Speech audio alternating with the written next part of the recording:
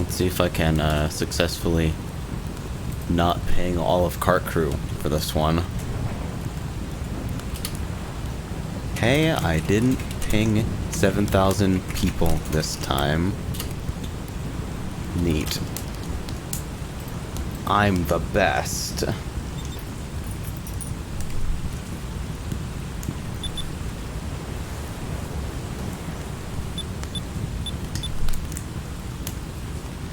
I should join broadcast while I'm here. Where is this fucking channel? There we go.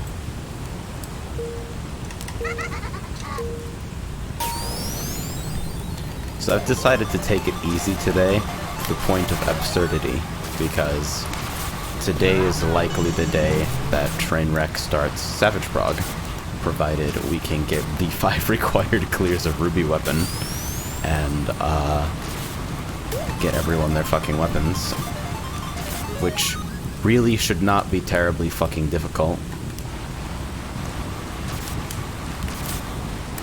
So,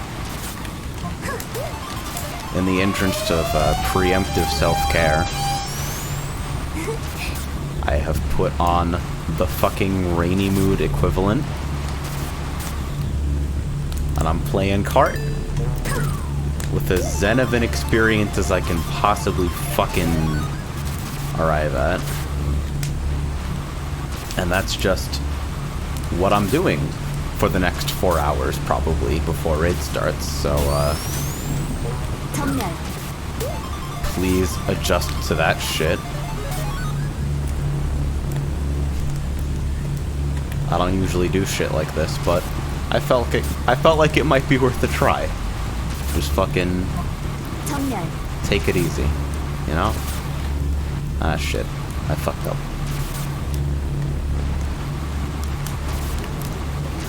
I'm also playing Kart to make a point, because, people are like, yeah, I would play Rev if I had people to play with on modded servers. And I'm like, yo, dog, watch this.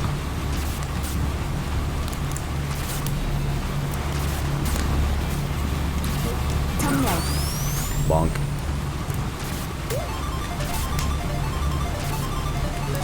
I still don't really understand the ice patterns on this course, to be perfectly honest.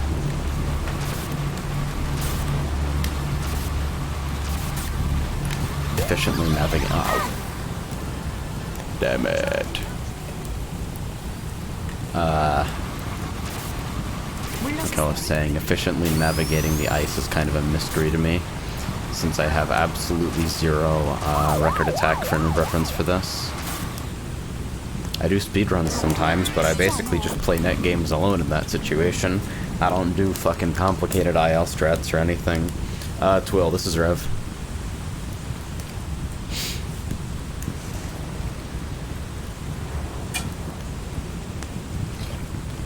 Seaside says it's kind of like Cosmic Eclipse. Well, that doesn't help at all, because Cosmic Eclipse is a different map every time I play on it. Like, Fate is fucking actively moving all the sectors around in between races. I don't think I've ever managed to play more than 3 races on it before, like, a patch for RA Extended came out. It updates so fast.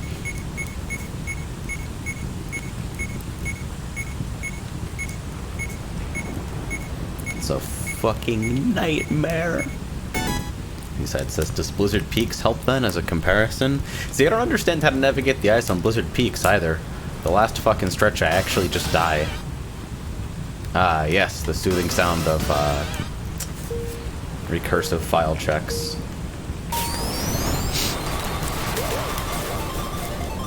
A reminder that if you, like, stall when you join modded servers, like when the game starts, it probably will help you significantly to make empty config files for horn mod, friend mod, and dynamic music.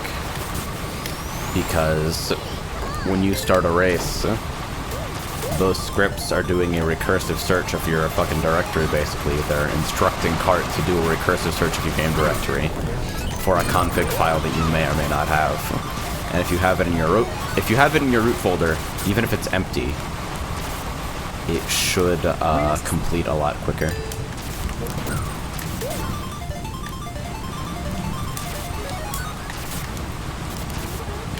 Can I get another red from that? Not with this stat block, probably.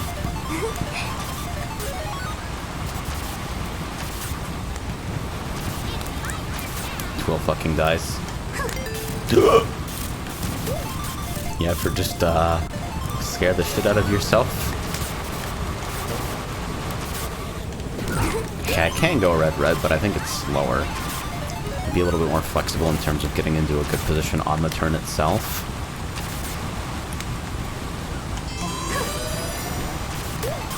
Fucking Maple's gone, though. I think Haste happens to have really, really strong mini-turbo rhythms for that stat block here. Oh, fuck.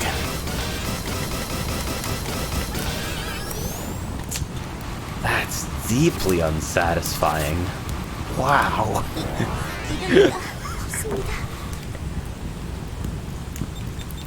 That's fucking atrocious. Oh my lord. I mean, I think I have an obligation to show this off since a lot of my regulars don't play kart, or at least don't play kart very often. Wacky Woohoo Pizza Man. Now in Jart.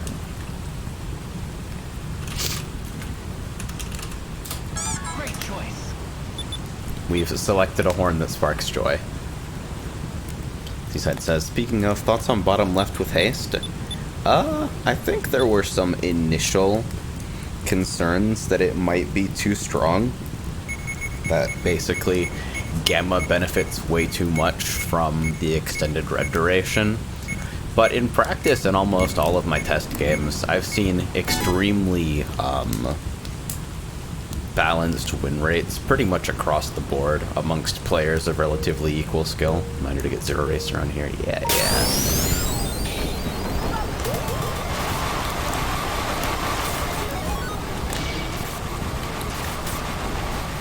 Remember that while I initially prototyped Haste, the bonus ratio was 1.5, not 1.3.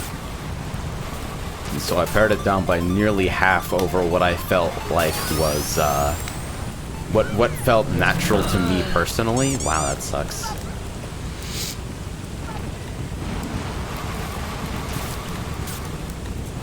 And because it doesn't modify your spark rate, and because the boost to blues isn't very large,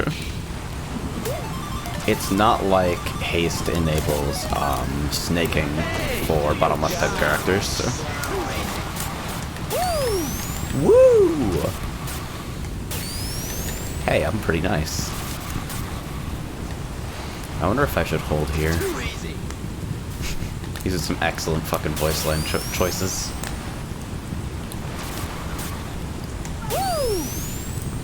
Yeah, I started initially at 1.5 in test games and then brought it down notch by notch until I felt like I had overcorrected at 1.25. Then bumped it back up just a little bit. Nobody noticed and everybody seemed to agree that it felt pretty much fine at that level, and people of similar skill levels seem to be winning a similar amount regardless of the stats that they selected. Or regardless of the stats that they mained. If it had been regardless of the stats that they'd selected, I would have been worried. Because not everybody has extended.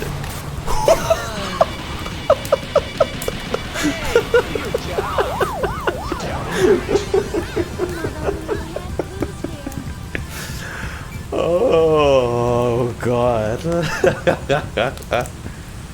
That's fucking excellent. As says, I feel my neck and shoulders locking up just looking at his posture. It took me a moment to figure out that you were talking about Dante and not me, and I felt incredibly fucking self-conscious. But yeah, with haste, I mean, even without haste, I actually enjoy playing Chao a lot because that level of snappiness feels very satisfying to control, even if you notice that you can't actually get ahead of anyone. Laz, this is Rev.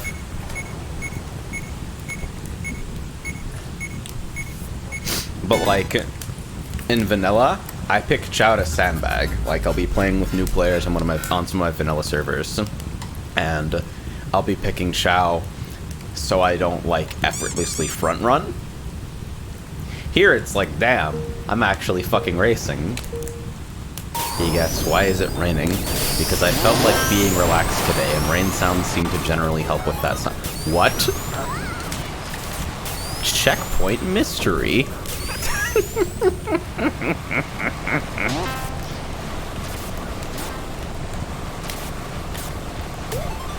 Be like, look at how snappy this feels.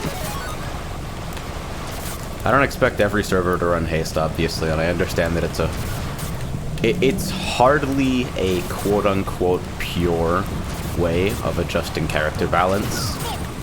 The design of it is very opinionated. But I have had a lot of fucking fun with it. I basically tuned it to feel good rather than to be balanced. And then it turned out to be balanced more or less on accident.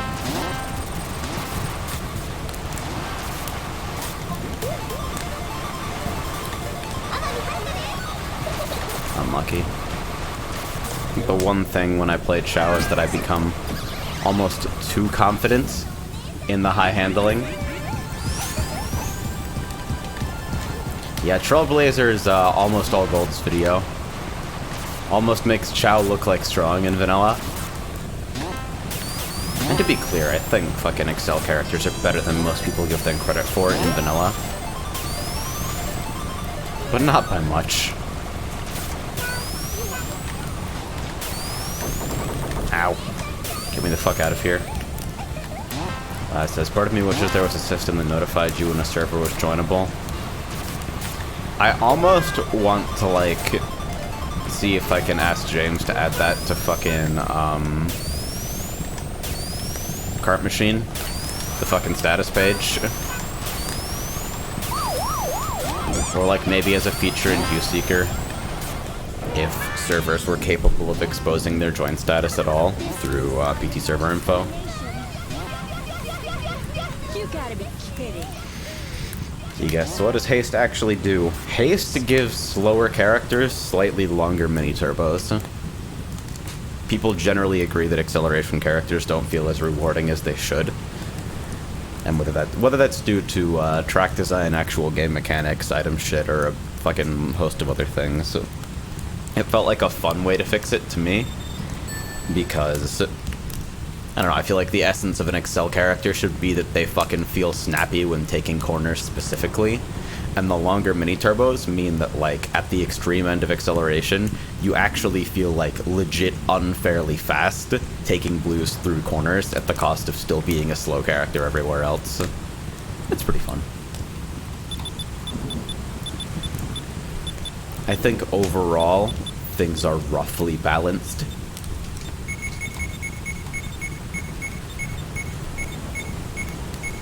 But of course, gotta pick robot.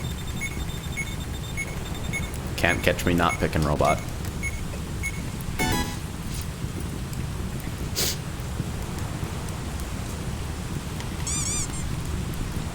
I'm told that there are models in progress for a certain gay Korean robot.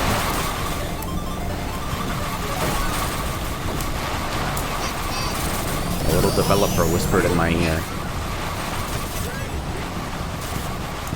Road says, roommate walked in with like 4 diffusers the other day for our one-room fucking housing. 16 hours later, this place smells like plums and not in a good way. How do you smell like plums in a bad way? Plums are such a nice smell.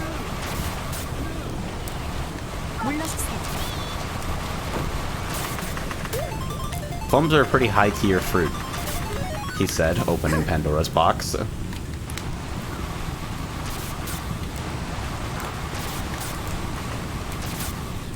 It's like, it's basically not possible to go better than nectarines, but plums do get pretty close.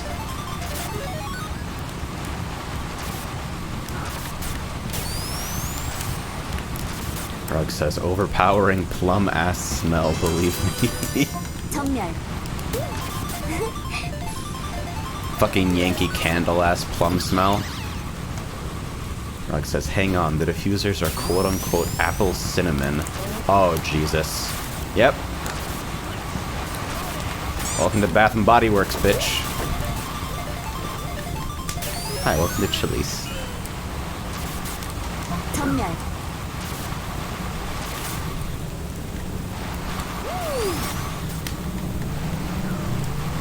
Just hearing the fucking distant woos. Oh, that's... alright. Oh, and I missed the set because I didn't veer as far as I thought that I did. Okay. Well, this is pretty bad.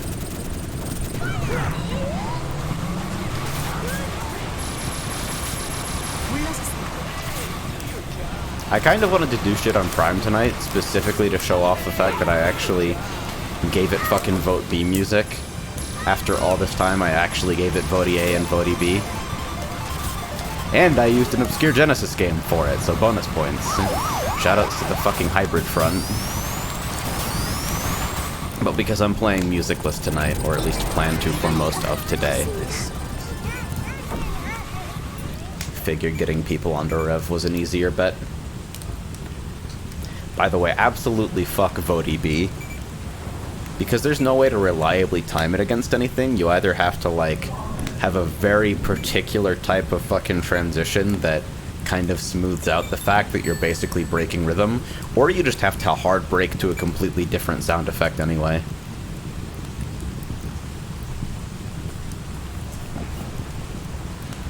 Geek says, crunchy Genesis sample voice, let's go!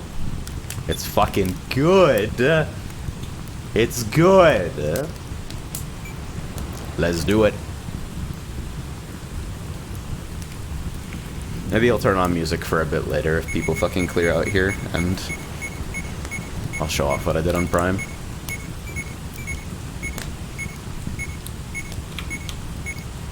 Surprised to see you in a public server. Does Logan not play public net games usually?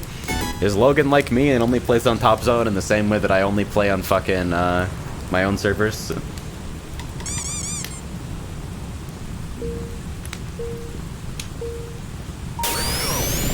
I feel that though. The ability to actually host for yourself is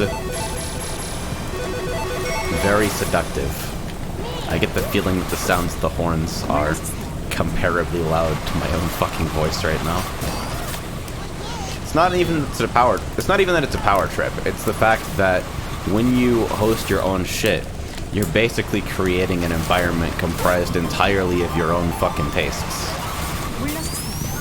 Like, why would you want to leave if you set up everything according to how you think it is best? Plus, you're guaranteed to have a decent connection.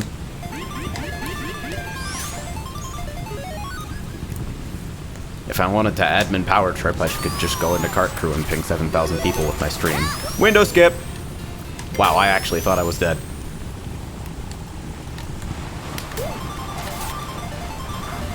Now where's my high roll rocket sneaker? That's close enough. Good try!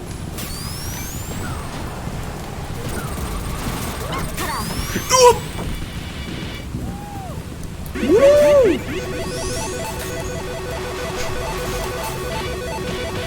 I wanted to do the double skip.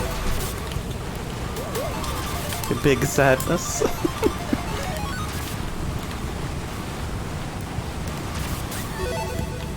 Oh well.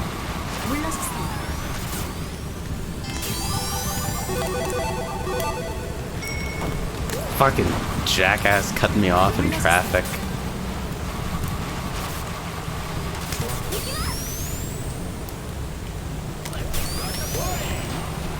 Fucking get out of my way.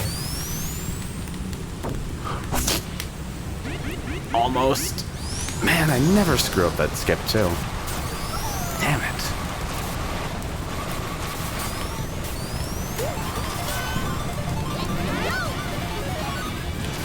Alright, here we go.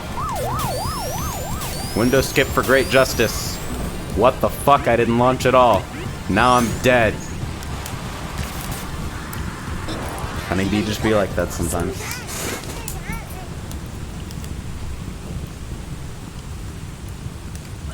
Seaside says that self-mine though, Poppy Bro suicide gif. Just fucking Ugh. Bomb into the wall. See you the fuck later.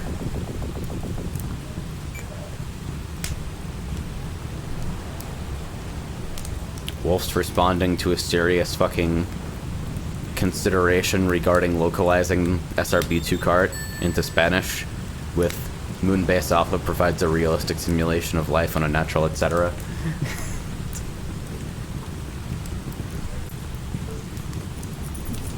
Devs are all shit posters, it's crazy. Devs are the biggest fucking shit posters.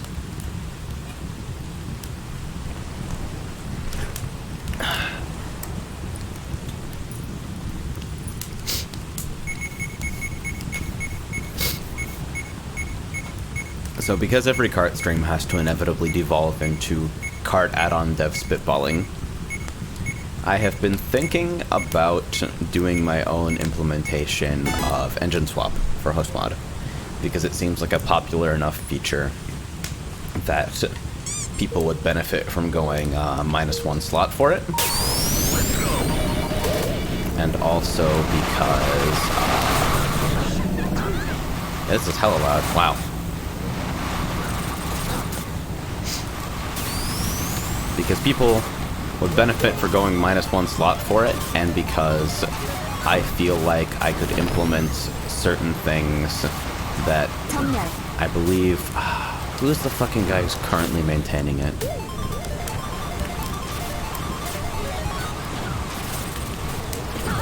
I'm fucking...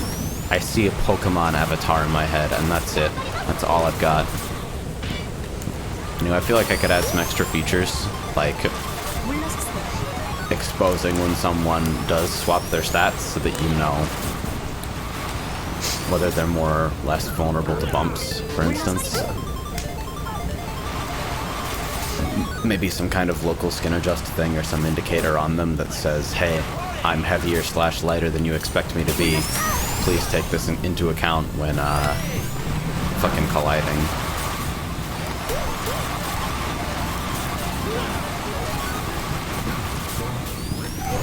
I still regret that a lot of scripts, like, I don't think there's any way to do something like that in a graceful way without effectively requiring console use for configuration. And I think that's both unfriendly and kind of frustrating.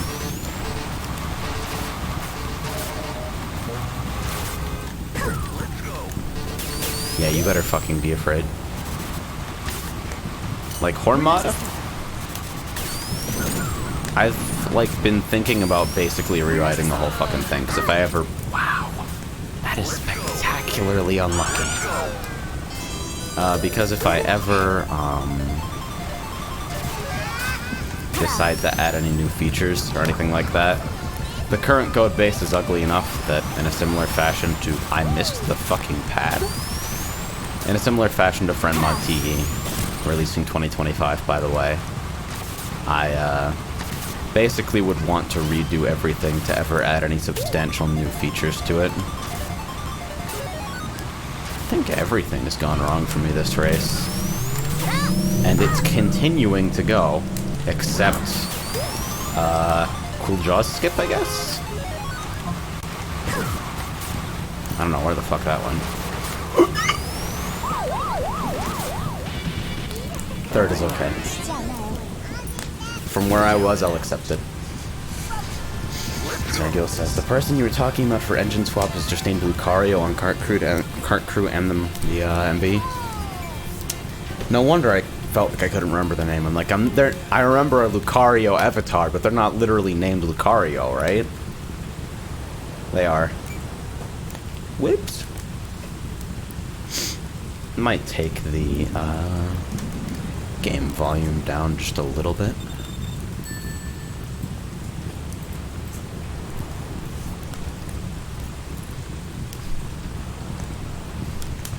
Display capture fucking sucks, but I get to flash vroom vroom res titties at people every time I switch context, so it's impossible to say whether it's good or not. Hey there, Gumma.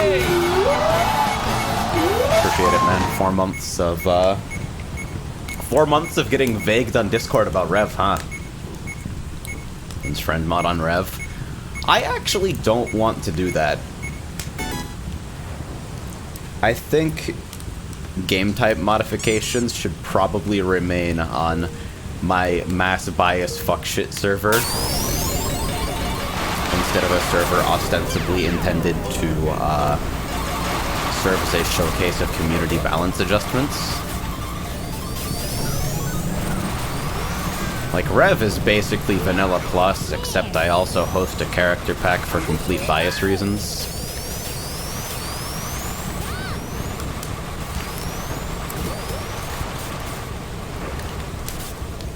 That's not gonna work, but fortunately, Rev's got me covered, and my life is no longer completely fucking ruined.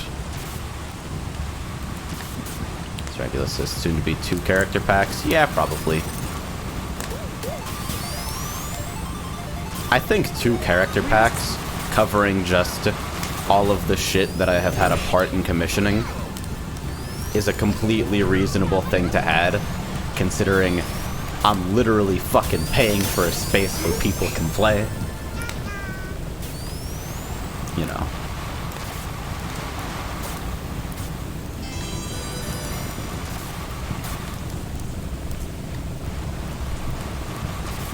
Says, I'm surprised Zero Racers isn't on there, TBH. I mean, I could literally add file it right now and see how many people get booted, which would be pretty funny. Alternatively, I could actually add it to the server proper right now and just restart and see how many people I fucking retain. Oh. Yike. That is an unfortunate fucking wrong drift. 24 digital pennies from some fucking weird promotion? The fuck is that? What is that cheer mode even supposed to be? Seaside asks, what does Zero Racers have? Zero Racers is a, it's a character set I commissioned from Daisy, from Daisy Cares, you know, Terry, Charlotte, etc. They did the art, and I worked with the developer of Zero Ranger to do sound assembly to put Maito and Dory, the protagonists of Zero Ranger, into fucking carts. As sort of a meta joke, because the existence of SRB2Kart has delayed Zero Ranger updates probably by about a combined year right now, because the fucking one of the devs is just addicted to it.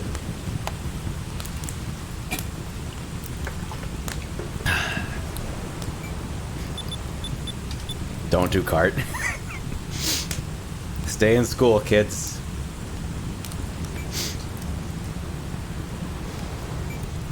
Yeah, if people aren't gonna get super mad at me, I might literally just restart and add the file right after this.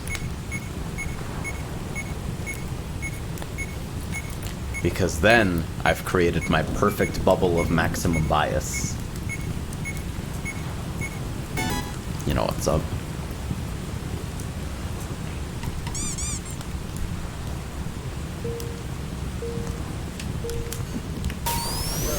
Sarah says, I don't play shmups, but the sprite work on Zero Ranger makes me immensely happy, and there are cute girls. Well, if you don't play shmups, you should start, and because I'm contractually obligated to fucking shill for this game, Zero Ranger is a pretty good starting point, because it's progression and difficulty. That was fucking assassination tactics. Jesus. Anyway, it's a good place to start, because its progression structure and difficulty is more like a traditional fucking, more like a traditional home title than an arcade experience. Like with a lot of shmups, there's the expectation that you one credit clear, and that if you're credit feeding, basically you bypass all premise of there being a fucking difficulty curve or reward structure, which has always left me feeling kind of unsatisfied.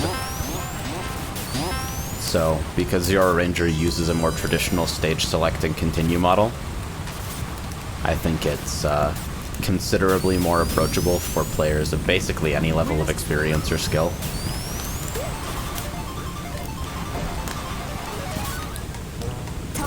Basically, it's a good fucking game. And and you are by no means required to have shmup experience to appreciate what it brings to the table. Play it, it's good. It's very good. I'm shilling for everyone's benefit, really. Aw. I had a little bit of time to get that red, and that would have felt really fucking beautifully fast, wouldn't it?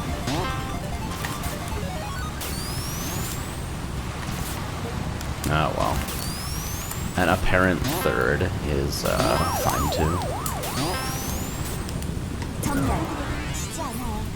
Alright. It's time to enter the bias zone.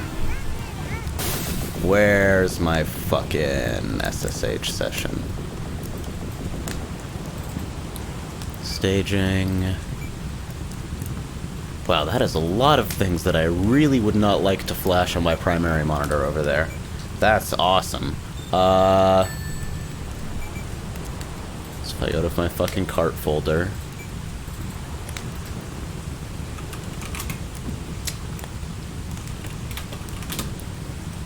We'll start the process of stopping the server.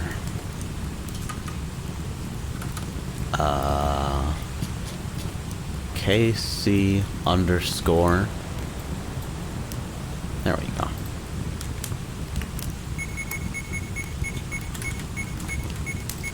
Did the restart sequence actually start? Shit.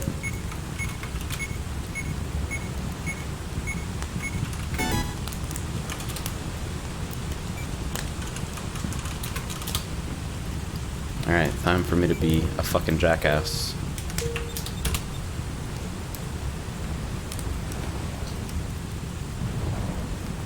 Yeah, I actually accidentally restarted a service that I shouldn't even have enabled at all. My naming scheme for this shit is so confusing because I've rebranded so many fucking times and I'm so goddamn lazy with regards to sharing configuration and shit. Anyway. Connect rev.hue.cc. The squad. Hey, it worked. Cool. Alright, I'm gonna get in super late because I have to fucking scroll like some kind of jackass, but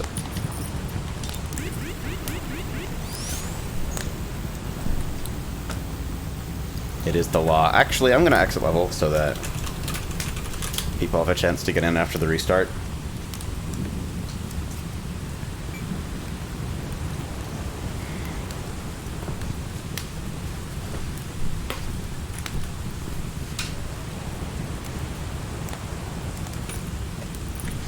Hikari says, I like how the name for Kart has evolved from SRB2Kart to SRB2K to Kart to Jart.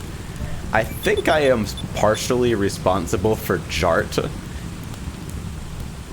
because the fucking old version, Joinguard's fucking little sister, the J button, which allowed people to vote in mid-race to disable joins if somebody was repeatedly timing out basically as fast as possible.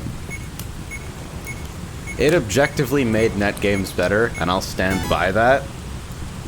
But, as always, people get extremely angry when they can't have instant gratification, regardless of the expense incurred by others, so, heh. And so the letter J, which I chose because a one-character command was more likely to get people to actually use it in the middle of a race, because it takes less time to take your hands off your keyboard. A single fucking letter became a gigantic meme for like months. Just a fucking mess. Good taste in colors there. Bang! Damn it. Hikari says, I've always pronounced it in my head as Yart, but with a J. That's cursed as fuck, actually. That's like spectacularly cursed.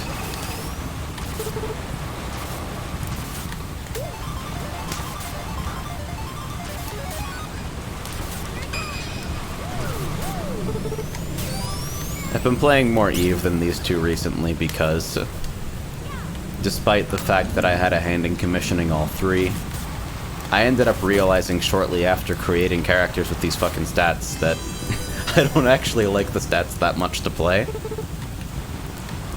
And in the case of Mido, that's definitely been mitigated a lot by haste, but with Eve, I actually sat down and fucking played through all the bonus characters for a really, really long time, like, maximally tryharding, to find a stat block that I was 100% convinced was the best thing for me to use forever. Because the goal in commissioning Eve from Shenji was basically to remove all possibilities for Character Crisis forever. Phosphorus, you doing any music, by the way? Not at the moment, taking it super easy.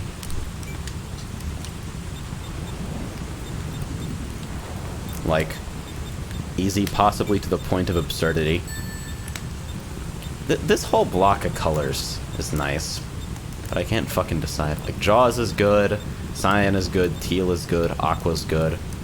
Aqua actually looks really fucking good, but it's more of a fucking... I'm gonna use Platinum on too much shit. Platinum, Slate, Steel all look great. And then there's the old standby.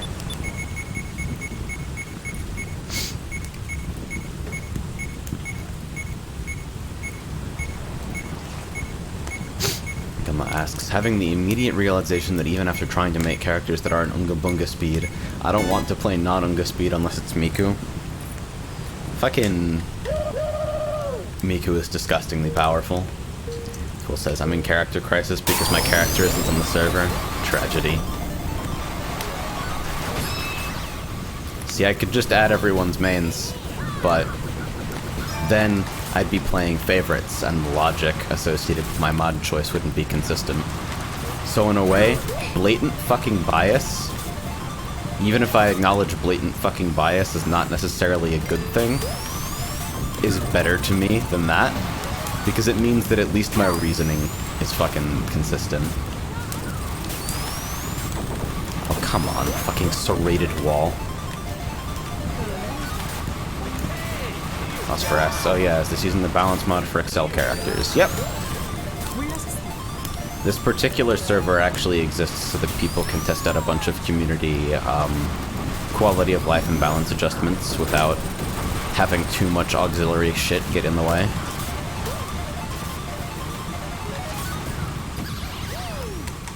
I also removed all of my servers used to run Hide SMK. I removed it from all of them because I realized that the logic I was using to fucking defend not having RTV in my servers also applied to shit like removing maps from selection entirely. That the vote system already exists to remove things that people don't want from the pool, and then it makes no sense to exclude content that's already in the game from play when there's already a system in place that signpost that does that.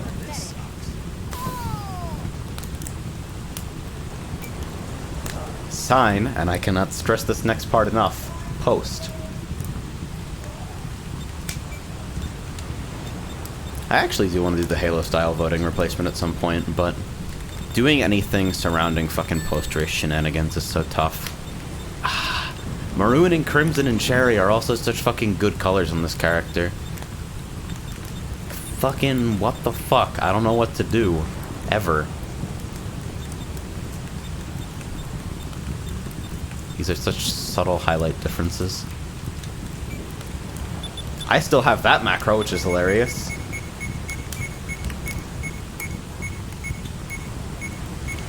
Geek says, can we get Halo announcer instead? Oh god. I mean... This is here. Betrayal. Betrayal. You know, just because.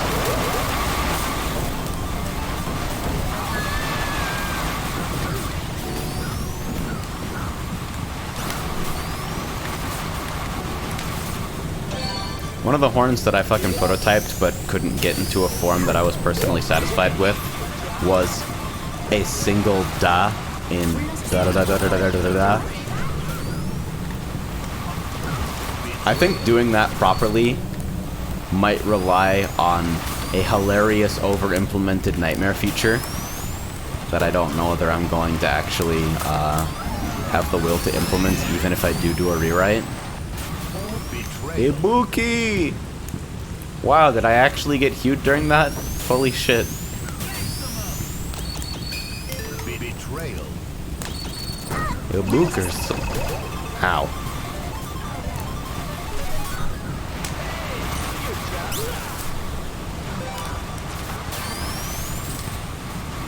Can I get the rainbow? Absolutely not with this character. Betrayal.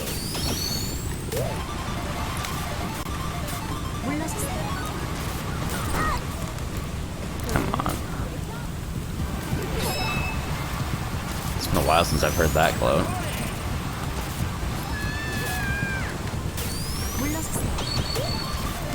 If I ever do sequence horns, I'm contractually obligated to update light punch with medium punch, light kick, and heavy punch, which is dangerous territory. That mind is making me nervous, even though I know the activation radius doesn't work like that. Wow. I've actually gotten sneakers hued so many times today.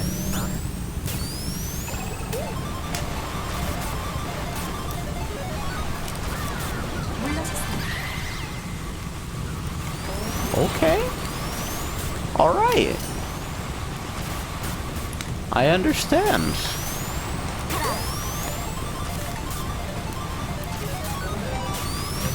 Ha. If I only have one sneaker, you can't steal it from me in the middle of a turn. Also, holy hell, are the checkpoints screwed up at the end there. I'm sitting there like 8th? I didn't know I was doing so badly. Just kidding, bro, it's 4th.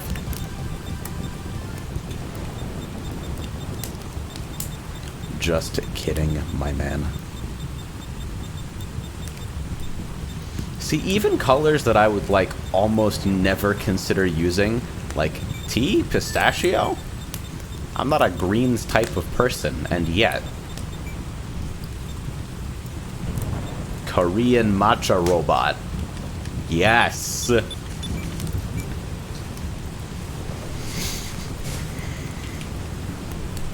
Runa says, I feel like sequence horns would just serve to enable PPPP.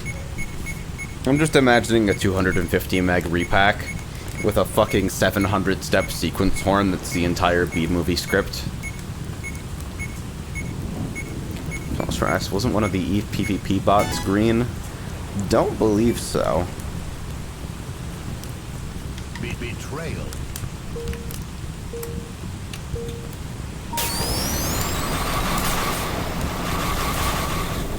Yes, says, give me the nice earthy Gaelic greens. Alright, I'll check palette just for you after this. Bap. Goodbye.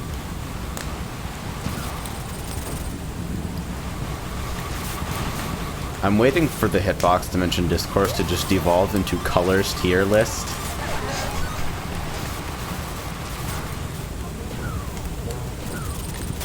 Yeah, I fear deployed. What's up? How you doing?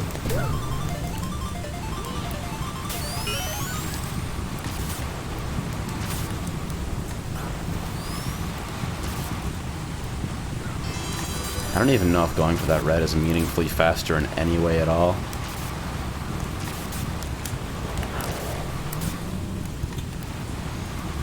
Okay, guys, did somebody say color tier list? Purple S tier.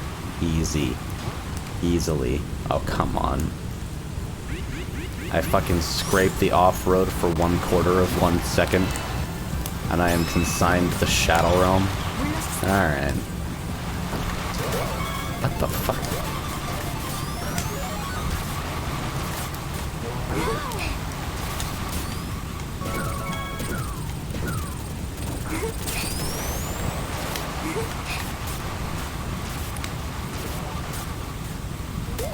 Watching the fucking position tracker go completely apeshit.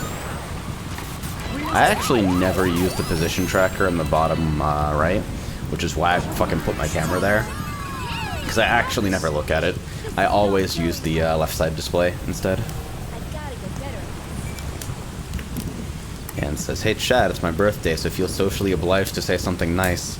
Weren't you just talking about how if I'm nice to you, as a British person, you'll interpret it as a fucking microaggression?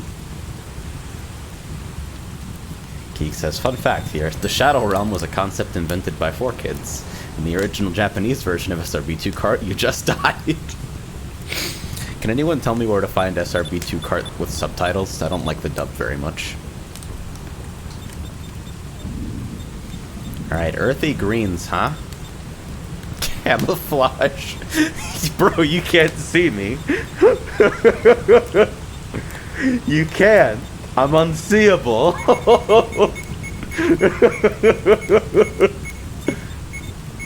Moss. If that's not an earthy green, I don't know what is.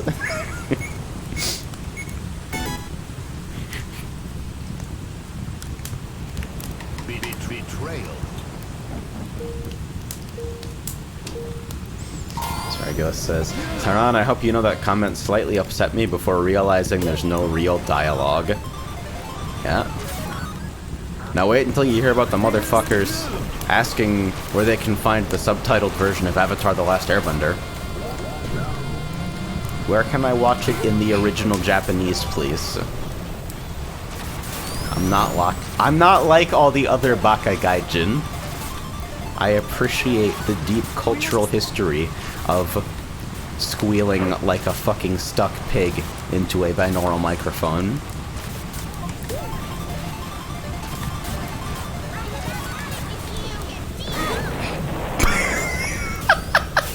The fucking Game Maker explosion noise horn perfectly accentuated that in a way that I didn't even think was possible. Dead. Oh, now I'm dead too.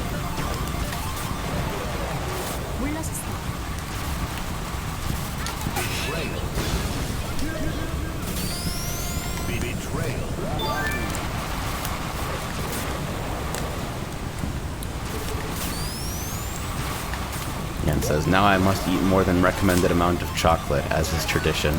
That's the good shit.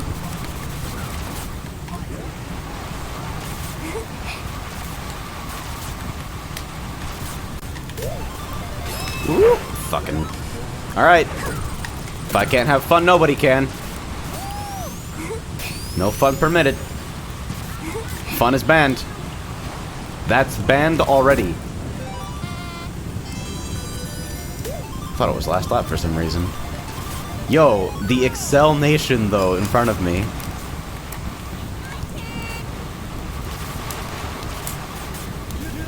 It is the year 20XX, and speed characters are now an endangered species.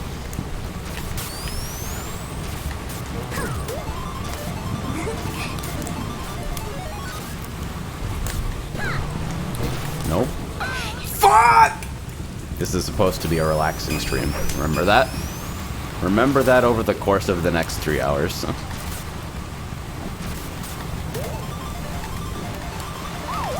I'd like to be relaxed and keep my blood pressure in check. And perform some digital self-care, so I will play Chex Notes, a literal fucking anime dice roller game. Car displays blue.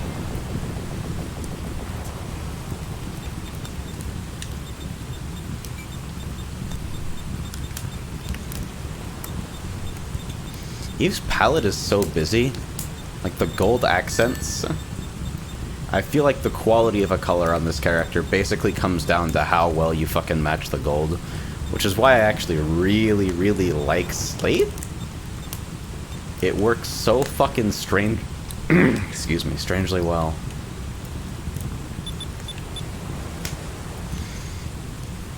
Come on, if car is blaze blue, then here, who is Chrono Phantasma Kokonoe?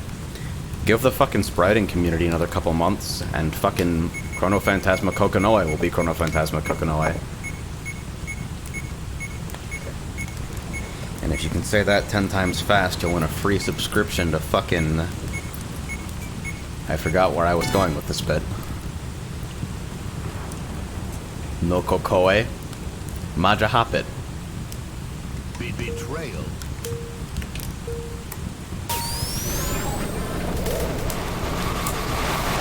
says, fun fact, Slate is a better color for Surfer, but putting Surfer's default as not silver was a crime.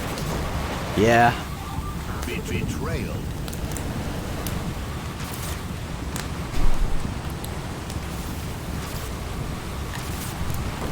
Oh, come on. Fucking fat ass. You're only one weight high. Wait. Yeah, you are. You're fucking 9'6". So how is it that I hit you at, like, way higher speed than you, with only one less weight, and it's like I fucking hit a level object? It's the big fucking dramatic reveal in Sword Art, where you hit somebody with your fucking final attack and then the immortal object shit comes up. That's what it feels like to bump any character above like 5 weight, even if they're at a complete fucking standstill. It legit feels like you're interacting with level geometry.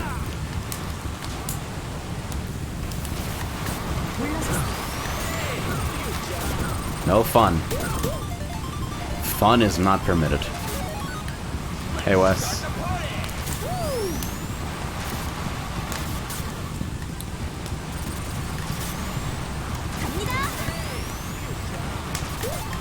Oh. I fucked up, but the damage was somewhat limited. Playing without music just makes me realize that I actually really would like a fucking power-up timer, and should probably include something like that in host mod, since I consider it like an accessibility feature, basically.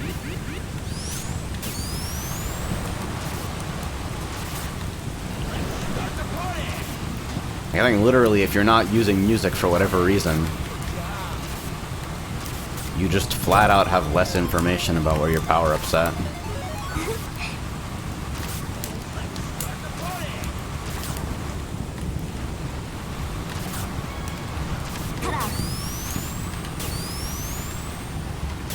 I really should do something like that. I want to look into what vanilla does for that. I've actually been meaning to look into SRB2 vanilla again anyway, because apparently drop shadows have been in the game for a really long time. That, plus I want to give things a try with models. And probably the linear acceleration stuff that was sent to me by someone a while back. Because inverse acceleration is a fuck. Inverse acceleration is a fucking nightmare. Information says you can change your invincibility to sounds, by the way. Ha. Wait, so if you fucking... Wait, what do you mean? Power-up warning is just for other people who are rolling up on you with power-ups, right? I mean your own power-up duration. You have no information about your own power-up duration with music off.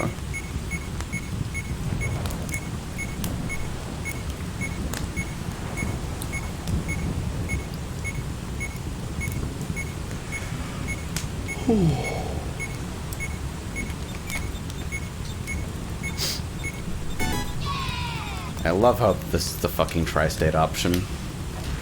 Betrayal. Betrayal.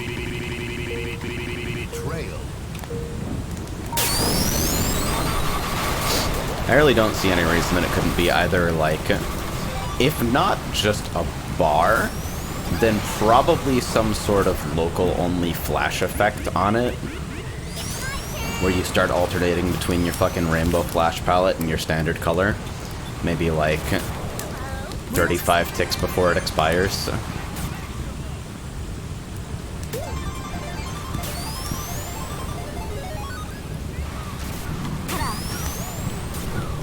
very wary of this. Betrayal. Ah! Fuck. Rug says, non-tasteful meme sounds like something you'd write, AJ. I think you might be right. Oh yeah, speaking of things that I'd write. So, I think if I fucking deadman switch this by explaining it, it will hopefully straddle that elusive line between not motivated enough to start and too satisfied by having told people of your intent to actually start. I'm gonna fucking do the KAC 2019 write-up. One article. No more of this 4-part shit. One fucking article. we're just doing it all at once.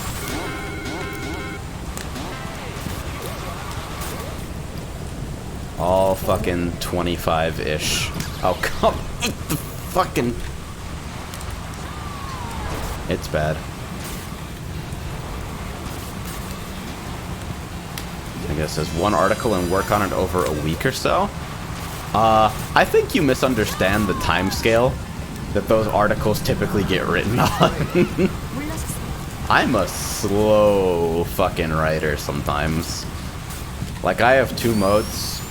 If there's something that I can reasonably finish in one unbroken chunk, I'll do it in, like, a single burst of manic energy and end up with, like, terrible fucking emotional, opinionated garbage that I still feel like needed to be written, so I don't feel too bad about it. But as soon as you reach the threshold of this project is too large for you to conceivably complete without at least, like, resting at some point, the workflow completely changes. Wow. 1 tick?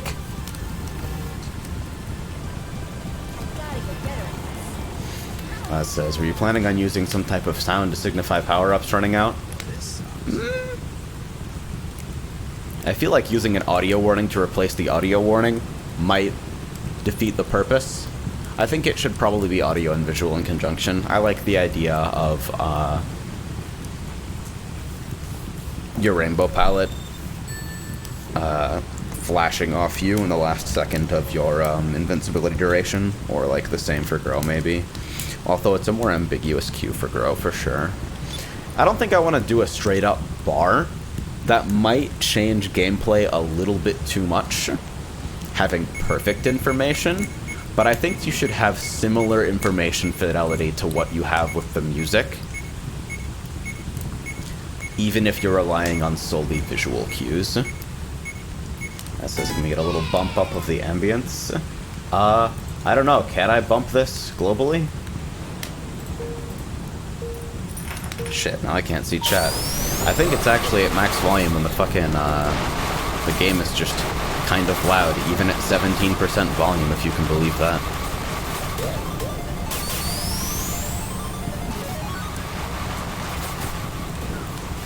I can take the game down further, but the ambience doesn't go up, I think.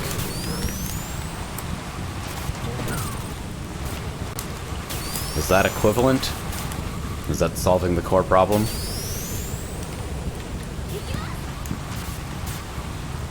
I can't fucking see chat right now because I was way too slow at shit. I think that blue MT right there, holy shit, jSMR today, is one of the more difficult SPV avoidance spots in the game. And I also think it's super non-obvious that you would need to use a blue MT there to dodge SPB. I don't know if I think it's like problem territory, but I definitely find it surprising.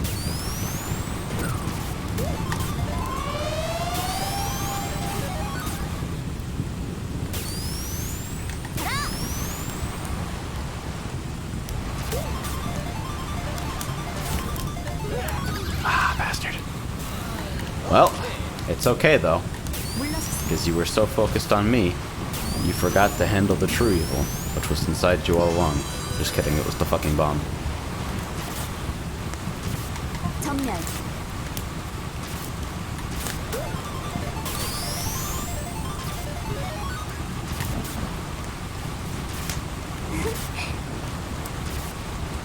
How far up am I? Far up enough that I think I'll have a forced SPV pretty soon.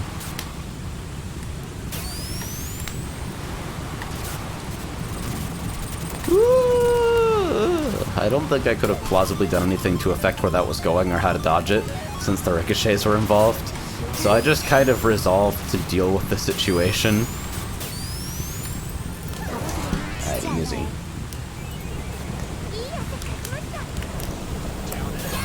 Alright, game volume down even further if you can fucking believe it. We've reached 13% game volume.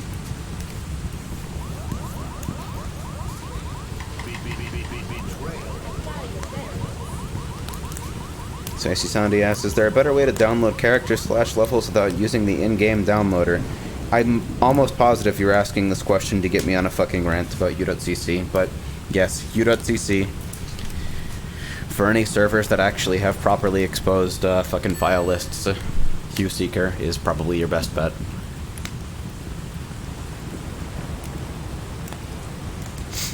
Seaside says, that's why I was thinking of an icon that warns you only as it nears the end of the power-up, and it wouldn't be a bar, it'd be something iconographic like a timer icon. Yeah, I think limiting yourself to working only with the colors in particular might be a bit too limiting for Grow, although I think it would be fine for Invents. Yanis, are you still on Insider Windows? Yes. I'm actually down to one 144Hz monitor, because a fucking embarrassing disaster shuffle pretty recently. Well, this is technically a 144Hz monitor over here. Nice Crystal Abyss, by the way.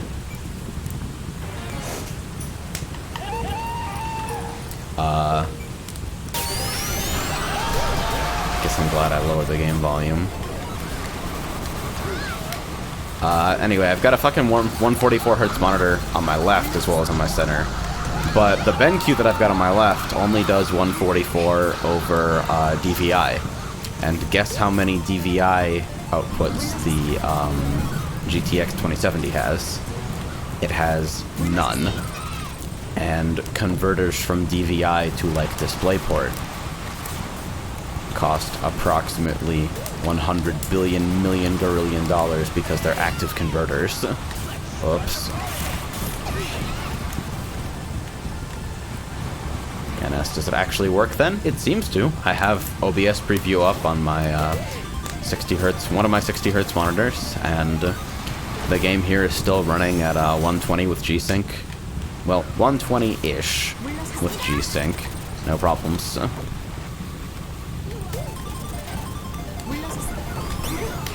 Holy shit, Crystal Abyss is a fucking mess!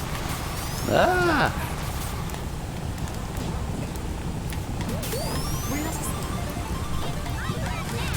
This map is actually amazing. It's just like... I think it's a great example of, like, record attack only shit. Where as soon as you try to put more than one player on some of these paths, it just becomes, listen, somebody's dying. I can't tell you who, but I can promise you somebody's dead. Also, the markings on the floor that kind of look like arrows, but if you interpret them as arrows, you get led completely the wrong direction every time. Those are pretty good. AJ, is it DVI or DVI-D? Because DVI-D is a passive conversion. It might be DVI-D? I don't know. Between DVI, DVI-I, fucking DVI-D, there's another fucking standard that's never used anywhere, DVI-A. There's fucking dual link DVI, dual link DVI-D. Yeah, if DVI-D is the most common, then it's probably DVI-D, which means if you are correct, then it would be a passive conversion, and therefore fairly reasonable.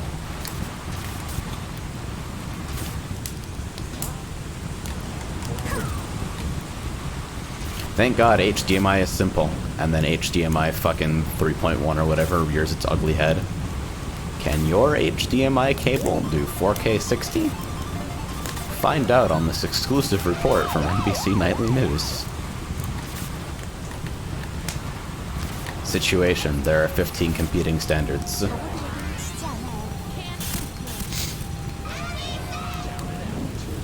Chat is now about Vocaloid. I don't know when that happened, but it's gotten completely away from me. Seaside asks, are you aware that the Blood River area is a shortcut, Tyrone?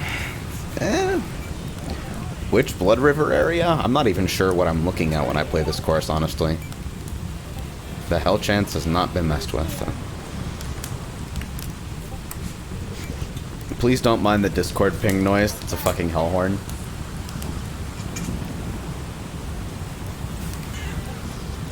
XD.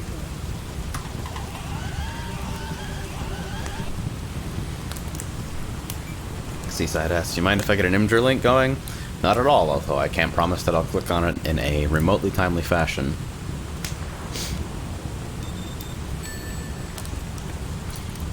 My favorite weird fucking RNG anecdote is the fact that the original Doom RNG is really shitty.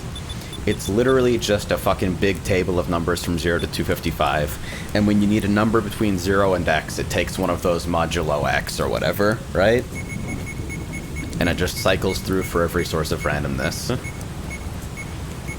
And so people are like, wow, the original Doom RNG is really shitty. Let's replace it with true random, as one should do when, like, source porting Doom. And, you know, the funny thing about that is that one of the things that uses RNG in Doom 2 in particular is the super shotgun. The super shotgun actually uses RNG for every single pellet to determine its damage. And so if you start using true random to replace the shitty Doom RNG, you end up with a super shotgun that has wild variance in its actual damage on hit, instead of the Doom behavior, which is fairly reasonable damage on hit with some small variance, because the random number generator is way more random than actual randomness, because it's a fucking small table of presumably hand-picked numbers or something.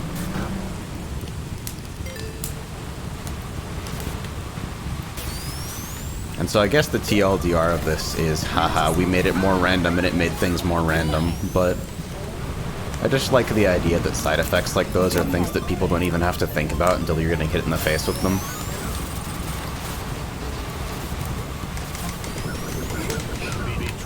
Somebody's sad now. I'm sad now. And can you add some code to make some of the horns non-positional audio when in range? I hate that I actually could do that. That if somebody has, like, a horn from a specific list, just play their fucking horn sound effect as if, like, move their fucking invisible horn sound generator mob to your position while they're within a certain range of you. And it wouldn't desync, I think, as long as I, like... It might desync if those things aren't marked like MF2 scenery or whatever. I think I'd have to get them out of the sync check, but I could do that. I could controllably desync in a way that doesn't affect quote-unquote real state. And as long as I told the game to ignore the sync checks in that specific situation, it would probably work.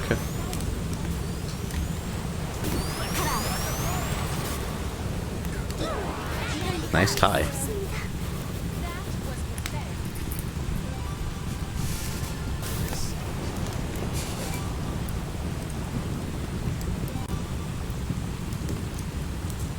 Yeah, you know what, fuck it, I'm streaming right now. Let's install the Android update. Let's go for it. ENS, when is Houston here getting a GUI? People have been running into random issues where, like, if I try to fucking... Because .NET Core is actually ass, and so I have to, like... If I build by default, I get something with 500,000 DLLs, and if I build a single file, I get an executable at 76 megs for a console app that does one thing. And even if I fucking try to strip all the libraries that aren't used out of the runtime and shit like that, and I do all of the tricks that are documented in various outdated Stack Overflows, I can still only get it down to like 30 megs or something. And then part of the fucking self-extract process for single file .NET Core apps is apparently breaking for some people and requiring them to manually flush out their fucking temp folders. So I might just bounce from .NET Core entirely and do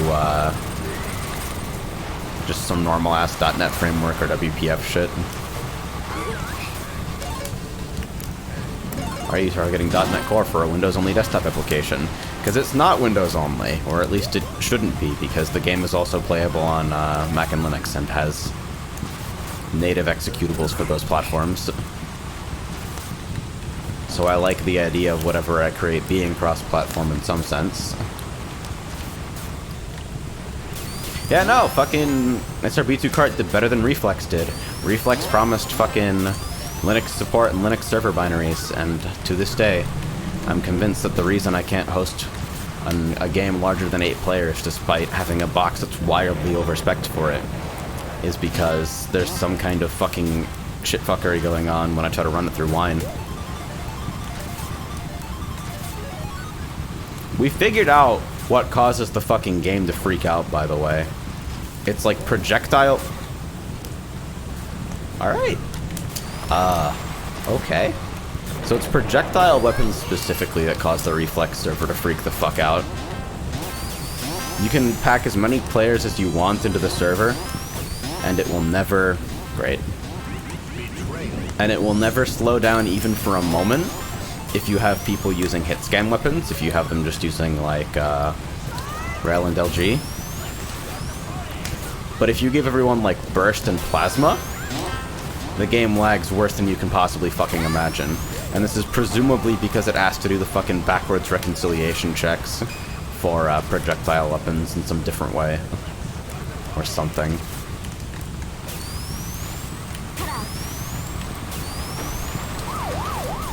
Anyway, I talked to the devs about this back before the game was hastily pushed into release, and then they added loot boxes and then never made it free to play. Don't know why. I talked to the devs about this, and they were like, yeah, can't repro. Whatever. Even though I've been able to repro on fucking 2 different VPS providers and a dedicated bare metal server now. Nah.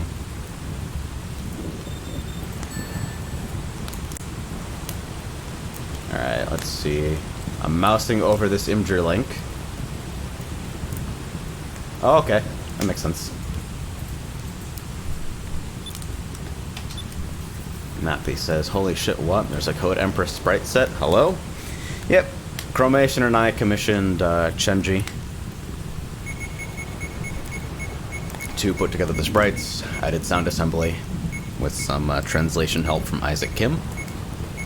And now, you can't escape Elsword.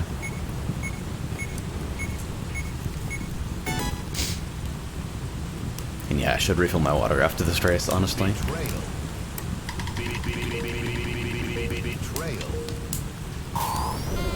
Happy says, how's Isaac doing, by the way? Better than me, he's fucking eating in uni right now. Everybody's fucking playing Uniclear, meanwhile I'm alone on the no PS4 train. No PS4 and don't want to fucking buy the game for Switch. Because I've already resolved no fucking buying games without rollback anymore. No more. The Switch version is something I could possibly justify on like the slimmest possible level by saying that I'd like to have a setup to take to events. But like, no. No buying games without rollback. Rollback is a feature like graphics. You have to have it. It's a requirement now. We've decided. Information says Jack already has most of the model done. I'm actually hype as hell for that. Because I legit play better with models on, I think.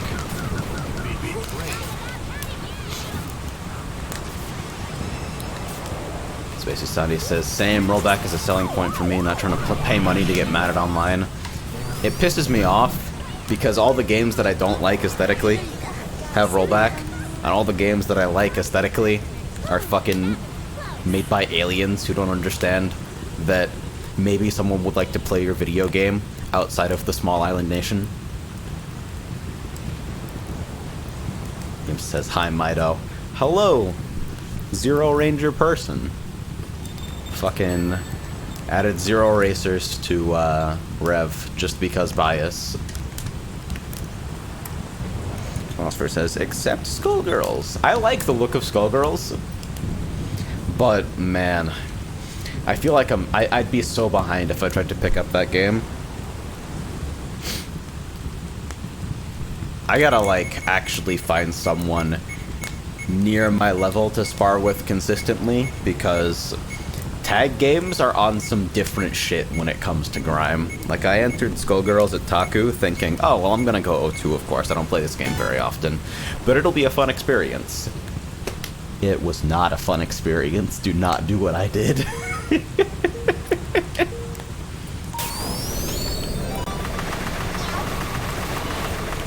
Because game 1, I walked into 75 LP beat extends in a row. And then game 2, I spent about 10 minutes not getting like a single character. Just getting zoned by fucking Peacock, Robo, Painwheel. It was on some different shit completely. And I was so excited to hear that Rivals was getting rollback netcode, but they eventually decided that the performance targets required for that were just not compatible with the way the engine was set up. And so they made netcode improvements. The way the netcode works now is better than it used to, but it's not rollback, and it's frustrating. Because fucking Icon's Combat Arena! Would you look at that game? It got netcode right. It felt fucking crisp and responsive and fun to play online. And you could just hit one button and go, and it worked every time. And they botched their launch incredibly fucking hard. And the game is also desperately fucking ugly. So it died almost immediately. Information says, doesn't it also have mandatory 6-frame delay even offline? Well, it has 6 frames total delay, which is lower than you would think. I should preface this by saying that they removed this in Legacy Edition. And because the game basically is no longer supported online anymore, in any meaningful sense, they did remove the local delay, and it's now 3 frames delay, which is competitive with stuff like Skullgirls. The idea behind the local delay was that a lot of games with rollback implementations will assume a 3-frame delay is basically sufficient to cover 99% of connections and distance situations. So if you design the game around that 3-frame delay being present, then the same shit that works online also works offline and vice versa. There's no more fucking net play scrub tactics because everybody's playing the same version of the game whether you're local or not. And I think there is value in that. Tekken does the same shit, and Tekken has a following of fucking Gorillions, and it also uses delay-based netcode, which is a nightmare anyway. Says, I wish AustraliaNet wasn't so bad so I could actually play Skullgirls. I'd actually be shocked if Skullgirls didn't play at least reasonably well for the two of us, when configured correctly.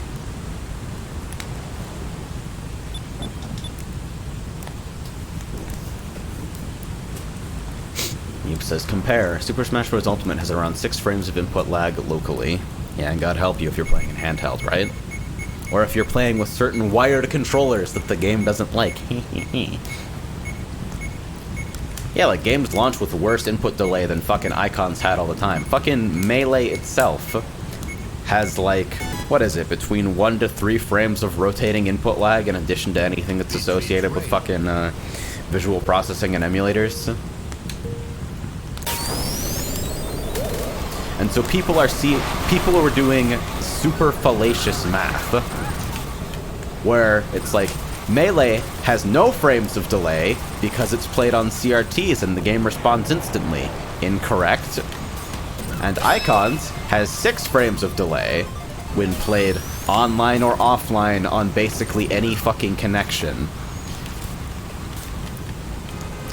The more apt comparison would have been fucking Melee with its like rolling 1 to 3 frames of input lag, 1 or 2 to 3, I believe, plus whatever delay you have associated with your ping, because Dolphin's netcode is rollback, or Dolphin's netcode is delay based, excuse me.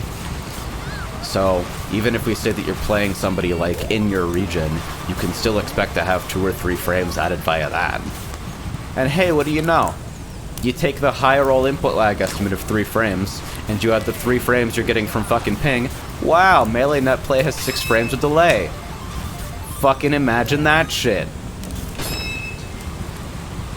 And a lot of the fucking complaints that people had regarding the feel of the game had a lot more to do with the fact that they were attempting to play it like Melee despite it being very slightly not Melee, and therefore their shit not coming out in the same way that they'd expect it.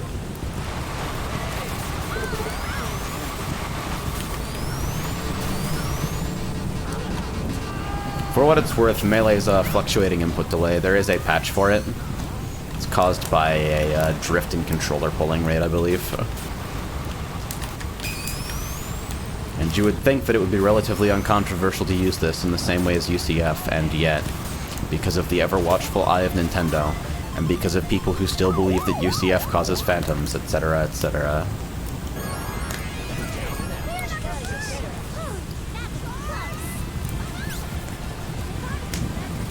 I don't know how long Tekken's built-in delay is. I'd like to look into that. Maybe somebody who plays Tekken more than I do can answer that question.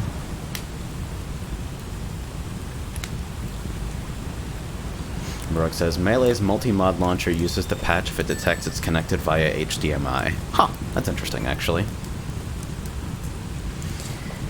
Because I don't know how fucking events are run these days, or like even necessarily what netplay looks like. I know that some fucking build a faster Melee or another eventually became the standard on Anther's Ladder, and I know that various fixes to that, as soon as they got off fucking Ishiruka and started incorporating improvements coming from mainline, that they were basically able to shave like 2 frames off console Melee or something.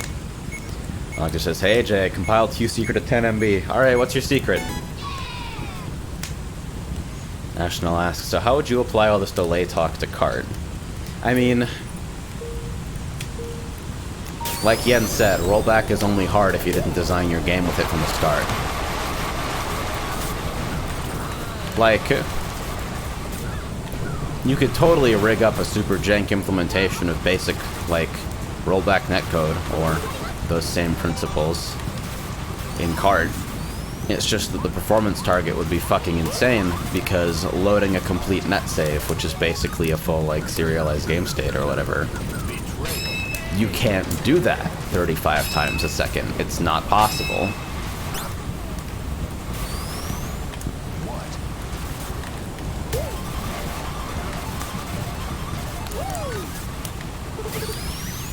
So from what I understand, Net Plus is a hack that approaches the same sort of thing through different means.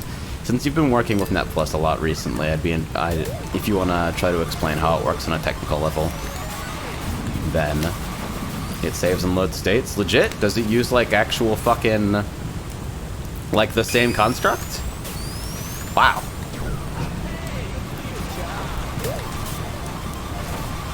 See, because I remember Fickle talking about it, trying to take a similar approach a while back, and ending up limited in the same way that like the Roados were limited, where like the performance targets required for being able to save and reload state 35 times a second were just not feasible. So I wonder where the disjoint comes from. It's not a complete state? Oh, okay, so it does its own fucking serialization stuff probably, instead of using like the game state that gets sent to you when you join a net game.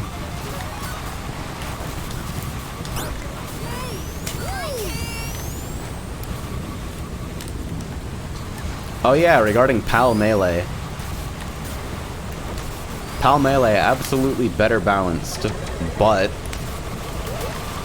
you can do less horrible meme shit link nonsense, and part of me will forever be a little bit sad that Marth has to do fucking reverse dolphin slash shit instead of just down airing people. In every other way, PAL is superior. Those are literally just completely subjective hangups that I have with it, and I think PAL should be used basically everywhere. But man, downward aerial. Mrug says, to be honest, I don't like glossing over all this shit with Melee players, am I right? Because it kind of dismisses all the history and challenges and organizing tournaments that leads up to all this shit. Oh, no, absolutely. And it's not like the Melee scene is particularly resistant to change either. Like, not in the sense that it actually matters. A lot of TOs all over the world were accepting of the fucking Arduino boxes, despite those being a massive fucking, I don't want to say attack surface per se, but they just introduce a lot of fucking unknown elements into the equation, when it would have been way simpler for every TO to just say, nope, fuck off, no Arduino box. If I pop your shell and I see an extra PCB in there, You're gone. You're fucked. You're out of here. Dead. Believe it or not, jail. No trial.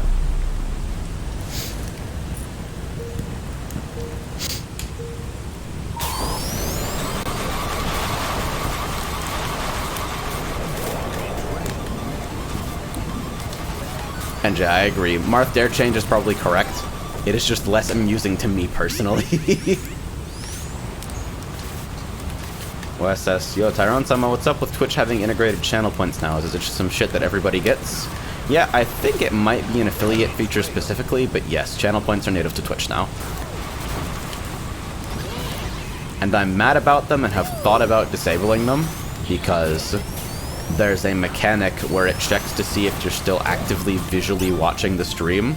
By displaying a bonus chest, you can click for extra rewards. And I think this is stupid because a lot of people use my stream as like a podcast. I don't think they should be punished for doing that. But it seems to be a scruple that is generally specific to me. And nobody else cares about it all that much, so I guess I will grin and bear it for now.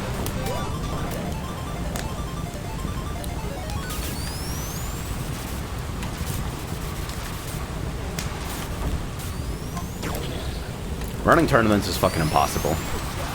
As somebody who's only, like... This is the fate of every stream that I do like this, huh?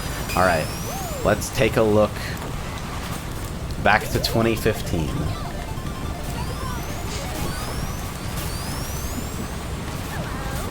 So, I mean, obviously running tournaments for a Korean MMO, even if it is masquerading as a platform fighter, Masky comes out of the woodwork. Fucking awesome.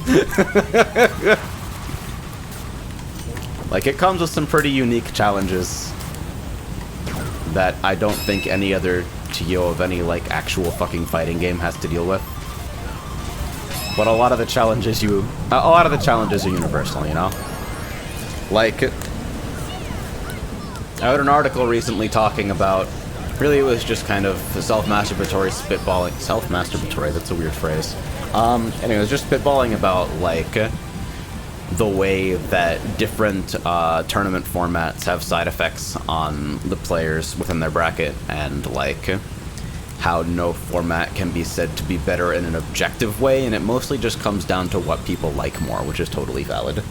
And in that article, I said something along the lines of, well, the game determines winners and losers, and if you're playing something at a competitive level, if you've bothered to get there, then you must generally agree with the way it assigns winners and losers in standard play, right? And in Elsword, obviously, you don't have that luxury because there are so many fucking bullshit outside elements.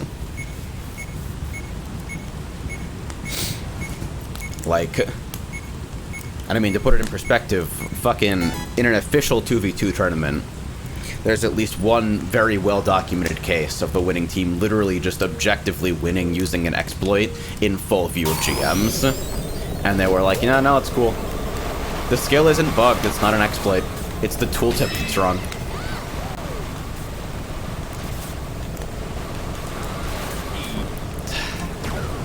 It was, basically a skill that was supposed to grant a 20% evasion under certain circumstances. This is a simplification of the problem in a way that fudges the numbers a little bit, but basically it granted 200% evasion instead of 20% evasion, making anybody under the effect basically unhittable. And then when approached about it afterwards, saying, hey, the team that won your official tournament was literally using a bugged skill to create an unwinnable strategy. How do you feel about that? Their response was, oh no, it's supposed to have 200% evasion. It's the tooltip on the skill that's incorrect. It was a mistranslation. Which, you know, obviously objectively untrue. But we can talk about the fucking nepotism involved in that choice, you know, a little later. But, like, just the usual fucking issues with running tournaments, right? Even if we throw out all the shenanigans involving, like, trying to construct a competitive rule set for a game that absolutely does not have any fair means of assigning winners during what you would consider standard normal play because of random effects, gear disparities, fucking shit that should not be available to anyone in any capacity, specific fucking damage scaling hacks present only in player organized matches, and the list goes on and on and on, and it never gets any better. But then you just have the normal boring tournament problems, stuff like somebody isn't fucking checking in for their shit and they're holding up the whole bracket, and we can't get a handle on fucking anybody involved in this pool. Or, hey, we want this match streamed, but something else is being held up elsewhere in the process. Or, hey, we can't actually get into contact with the fucking organizers as, like, the video production crew, and so have to fill time and basically guess what's going on while pretending that everything is fine and that the world isn't fucking burning. Oh, I thought I could do shoeless. Gunless says the lead TO is afraid to DQ people, but they're holding up the next pool by half an hour. The worst example of this, and it was something that actually made me irrationally angry in the moment, and I think if you go back and watch the VOD, I did a pretty fantastic job of hiding it, given the circumstances, was a high-profile player facing off against another high-profile player very late in the bracket. Both of them super famous, expected to be like the fucking most notable match in the event, including the grand finals, just because of like the fucking Clash of Titans or whatever. And one of those players failed to show for about 45 minutes, and event staff wouldn't DQ. And so we just fucking sat there. Before I tell you the secret, let me know if it actually works. Thanks. DM me that later. Or DM me that now, I guess. I think the funniest situation that consistently happened was people getting held up between games. Alright, so this is gonna make any tournament organizers in the fucking room start spontaneously crying, right? Basically, we're hosting online events, right?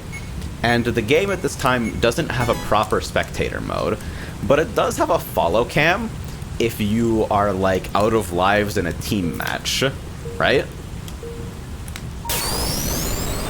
And so, spectating starts out as a two-person process, where one player, they both get stripped down of any gear, and one player must have access to a trap skill that they can place on the stage.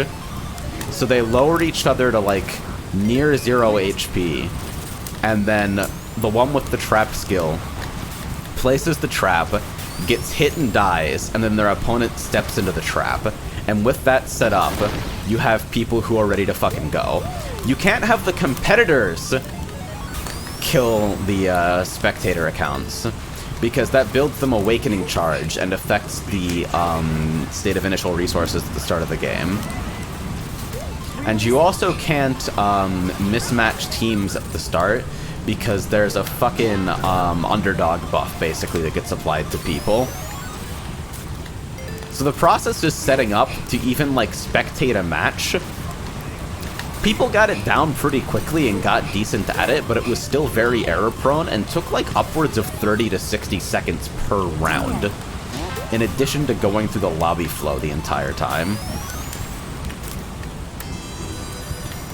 And so, of course, I'm the first person to come up with this idea, and nobody does it for like a year. Which is, why aren't we using 4 people for this shit?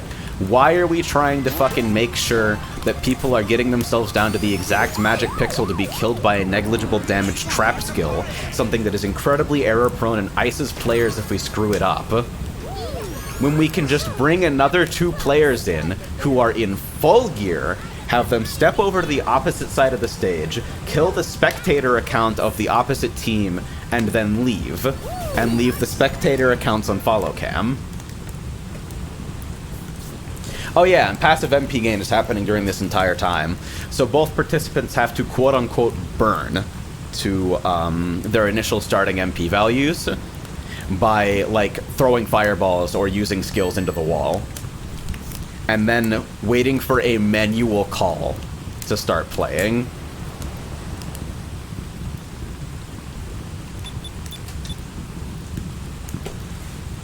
And what really made me angry is that when the fucking private server dropped, Elsword Void, among the many things that weren't implemented was my suggestion for a accessory that granted mana sight, which you had to have to spectate a tournament, obviously, because typically you can't see your opponent's resource bars, but with an item that grants mana sight, you can.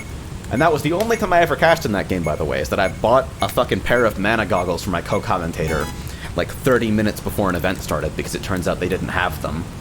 Nice. Great preparation. Anyway, I wanted a fucking accessory that reduces your HP to like 1 and gives you mana sight. Just for the purpose of tournament spectating. So you could do a 2-person setup with trap skills, but without any of the extra time or error-prone shenanigans required. It would be objectively the best in this situation. And of course it turns out that the private server is run by a bunch of fucking skids and morons, including one person who tried to argue with me when I said that deliberately throwing matches in ranked should be a punishable offense because they ran a deranking service on Elsword UK before becoming a GM on this private server. What the fuck?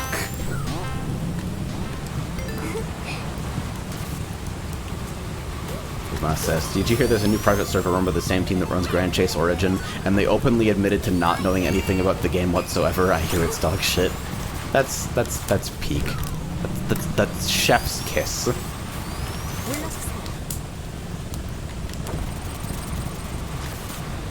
But yeah, even when you don't have to deal with the absolute hell world that is basically molding a decent competitive game out of a Korean garbage fire, where its most redeeming quality is like interesting movement tools and robot girls that do cute things sometimes.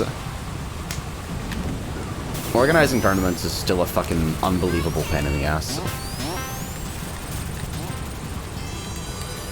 And I have nothing but respect for TOs. Like, there was a huge mistake at Frosty. At Frosty, my pool runner for Unist became so dehydrated that they were unable to stand without assistance, and we all thought they were going to fucking die in the hall. And so people are yelling like, somebody fucking get help.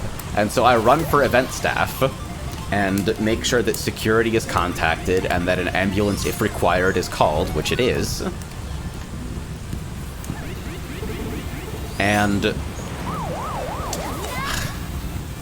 when I come back from this, I discover that an interim bracket runner has taken over. Alright. Good of them to have somebody to fucking cover in the meantime.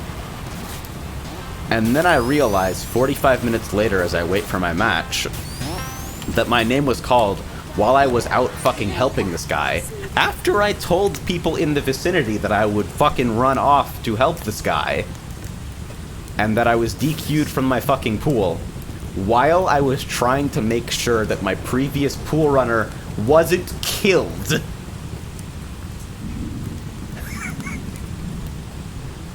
So yeah, that's a thing that happened.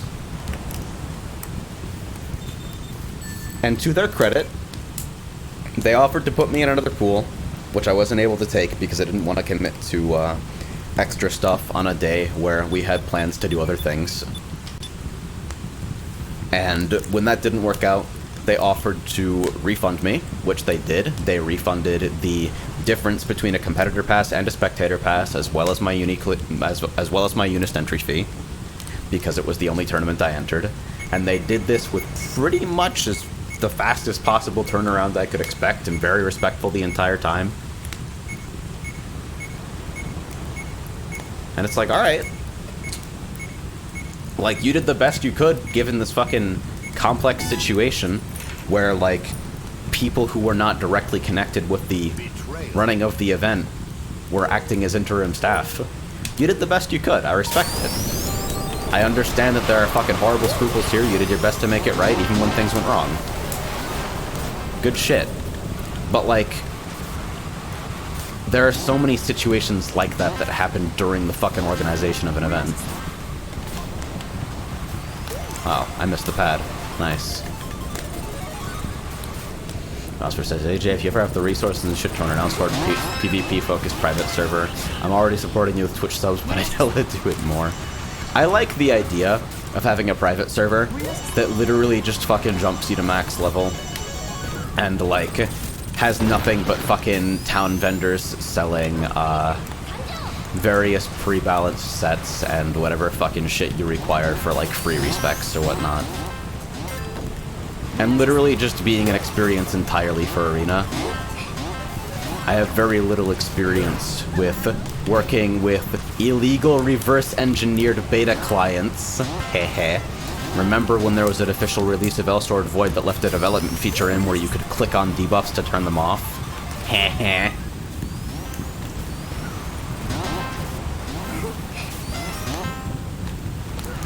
Gunna says, leaving out the story of them stopping streams to literally tell people that alcohol got banned in the event area. Yeah, it was like, and people were fucking... Because Gunna was talking about this, and I completely believe the constructed events that happened here. Where basically, weed became legal in Illinois very shortly before the event. And there was alcohol at the event. And so people fucking hype as shit started getting wildly crossfaded, and that plus like some shenanigans with regards to access of water, access to water inside the venue, basically meant that everybody was super fucked up all the time.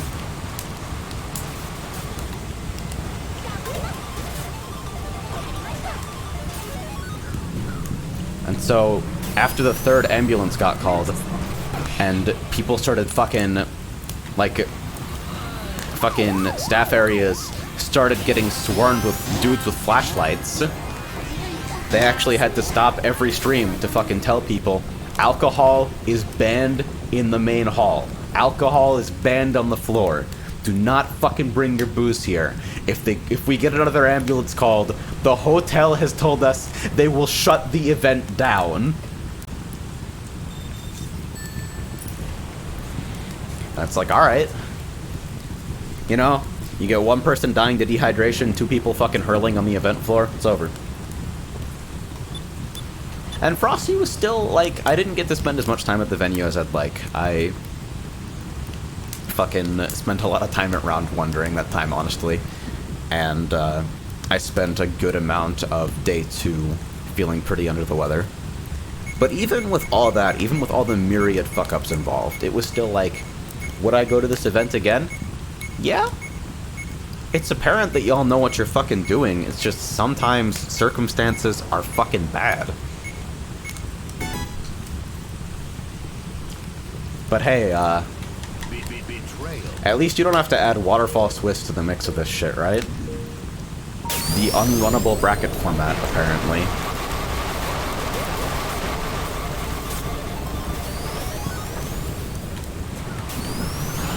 Oh dear.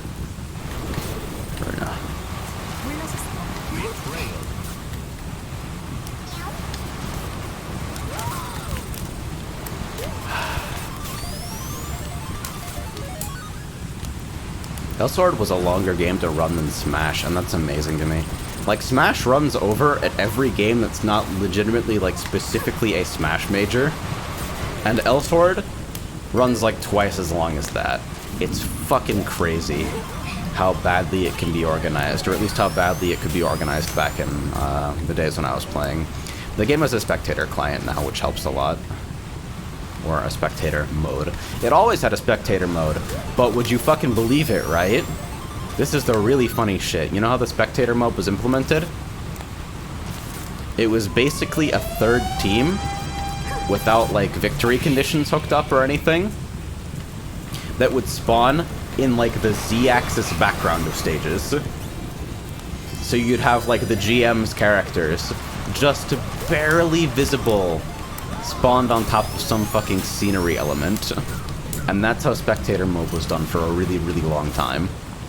Oh yeah, and there was the time where the GMs, in the process of running an official tournament, doxed 2 of the competitors by leaving a fucking networking overlay on and fucking exposing their IPs. Fortunately, no one in the Elsword community was smart enough to figure out how to fucking DDoS them. but it doesn't mean people didn't try. I'm fucking dead.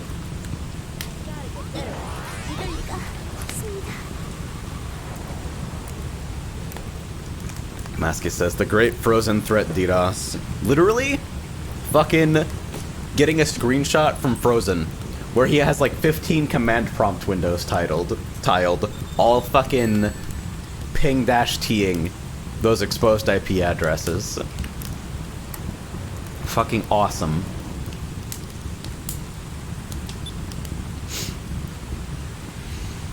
Phosphor says, I hope they have DDR Extreme at Taku.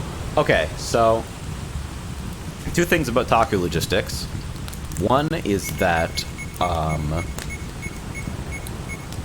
me, Frey, Az is SO are basically confirmed to be staying a little bit of extra time down in Florida after the event. The second is that there is an arcade called Arcade Monsters Betrayal. that is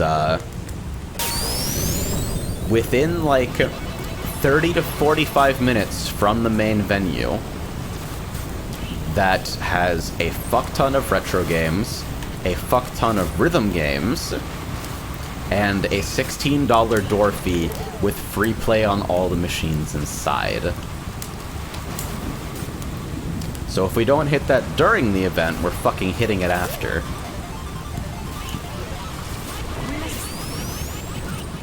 Because, like, how could you not?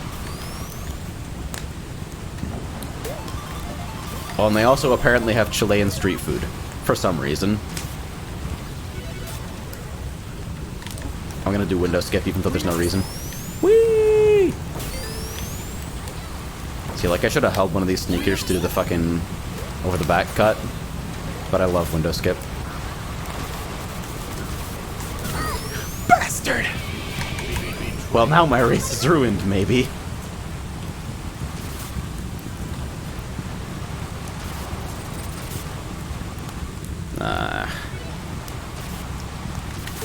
But yeah, we'll be staying for a little bit longer in the general area following the event.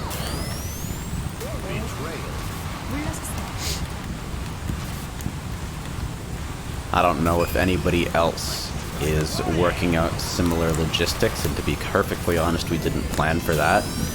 But Taku is also a long enough event that the HBD crew could totally, like on Sunday, hit the... Oh, come on!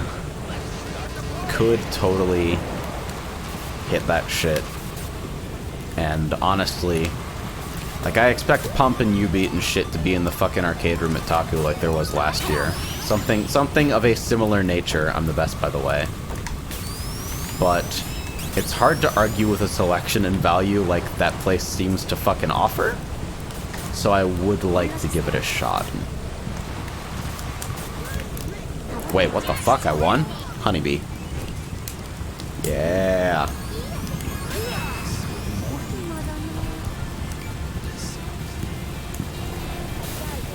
You always do window skip. Ilma says, SNS6 is supposed to be the last one indefinitely, and for the most part, the attendees exist to people who got reimbursements from staff issues rather than actual attendee signups. It's really fucking sad to see. Ugh, unlucky. Tool says, yo, can I come? If there's interest for it, we'll try to organize it during, like, the runtime of the event, I think.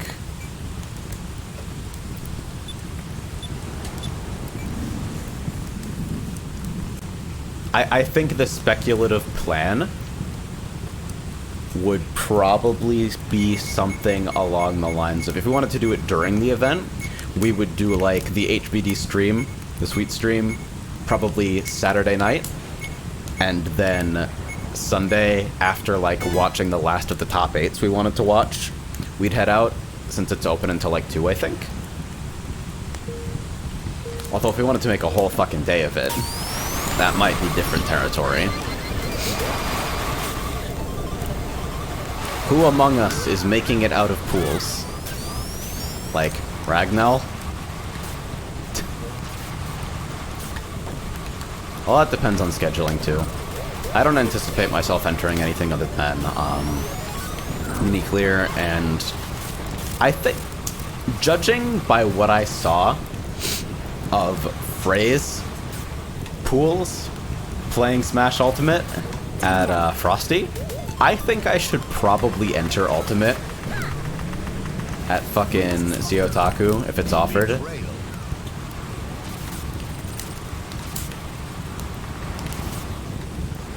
Because, Betrayal. like, I figured it would be full of people who are, like, on the Ultimate specific grind and, like, character gimmick shit. But it legit looked like a lot of people who are, like, approximately high school Smash Club level good at the game.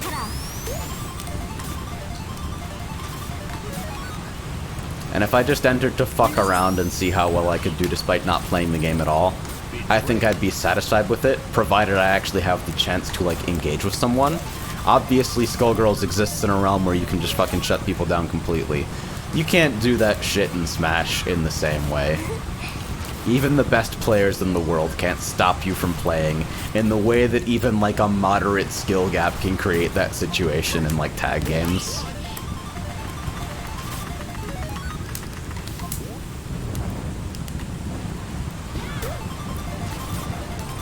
Oh my goodness.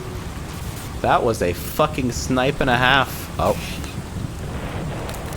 And now I'm literally as dead as possible, huh?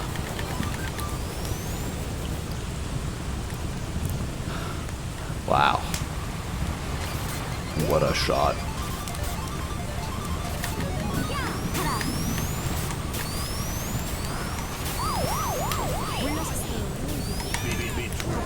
Still barely top half? Nah, there's only 11. Unlucky. Oof. West says, lengthy strings reward good reads, though, so they're always good, right? Positive feedback loops. Go, go, go. Ah, fucking hell. I wish I'd play so much more Smash if it wasn't a huge pain in the ass to play it. We've had 3 tries now, and Nintendo still has not pulled their fucking collective heads out of their asses when it comes to online infrastructure. Smash is still a fucking miserable piece of shit to play online. It's fucking terrible.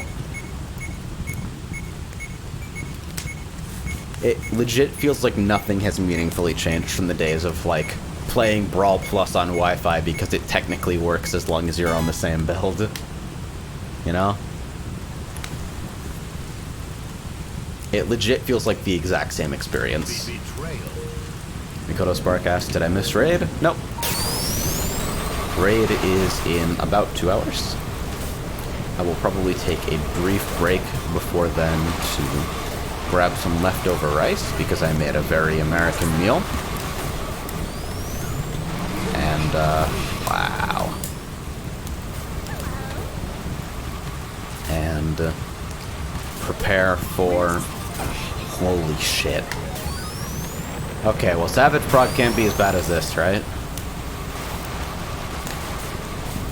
Mikoto asks, fighting Horseman, right? Yeah, I think we've got a couple more Ruby Weapon totems to get so that everybody has their 485 weapon. And then we're on to Horseman.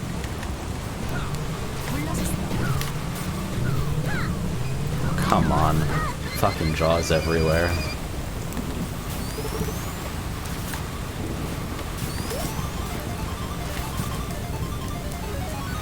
I would really appreciate it, by the way. Like, I appreciate that more stages are allowed to exist in Ultimate Online, but I really do kind of think, because I'm the person who advocates for this offline too, but online especially, I think if you're gonna, they need to fucking impose an actual rule set, and it should probably be Battlefield only. Fucking give me the platforms. I know being stuck on a platform in Ultimate sucks dick, but, like, please impose some kind of structure. It should realistically be required that you need an Ethernet adapter. I legit do not understand why it's not required for you to use a wired connection to play at least in Elite Smash. Says, AJ, I have a quick question, which is maybe not a quick question at all, actually, but I intend to only briefly derail. What do you do for stacks plus cut and run and triple meteor stream during nail ads, and like where do you use temperance in general? I was still figuring out cooldown mapping because we literally got our fucking first clear as a group like yesterday. But I think the shit that sucked the most, far and away, was like the AoE markers during nail ads. I just always wings to there and then pretty much wings on cooldown for the rest of P2. And as for stacks, cut and run, I think Twill is hitting buttons during that, but I really just like... I'm actually just a huge shitter, and I just put up Cure 3 Med 2 and then run to the other side and one continuous, uninterrupted, screaming fucking shitfest. And it works out well enough. Fucking Rapture while getting out of the way of the gigantic fucking beam that's pinned against the wall. And then you're pretty much just done.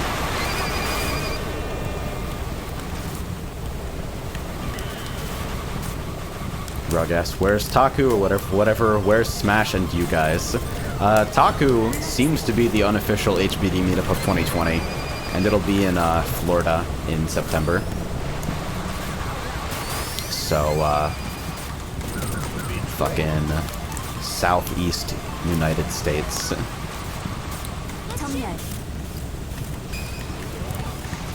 Says, yeah, I'm still figuring out temp timings, but I fucking hated it nail because you can't catch 2 meteor streams in it. Yeah, fucking exactly. It's like just a little too short. Honestly, all of the healing in nail is kind of dicks. Like, it surprised me how bad it is for like... Like, we have both tanks use immunities for fucking meteor catch shit, and then we burst our gunbreaker out before the fucking paladin. I'm starting to think we should go to split DPS instead, because I'm legit having to GCD after Hallowed Ground falls off, because it's ticking for like 70k, and it doesn't matter what cooldowns you use going into it. Fucking disaster mess. Says, well, I'm off. Good luck with the rest of stream and shenanigans. Yeah, dude, thanks for dropping by. Oh, fuck.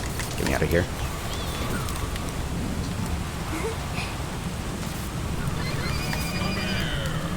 No!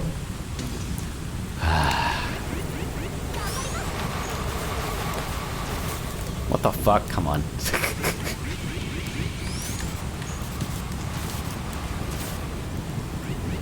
I think that's two things I want to figure out most for Ruby are basically like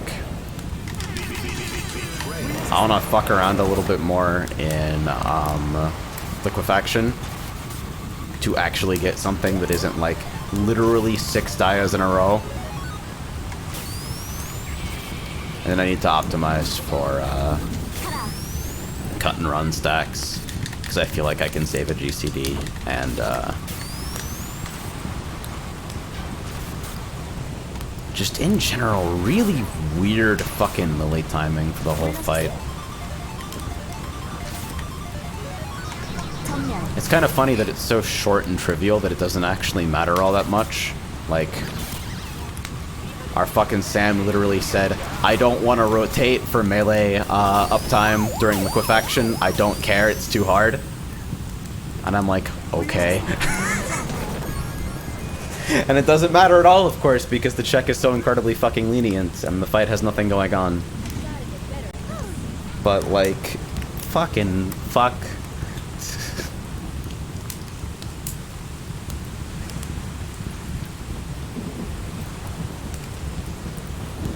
I don't even know what my GCD is right now. Just big fucking disaster mess. I have 3,000 piety or something and don't remember where I got it. Hey, my phone updated.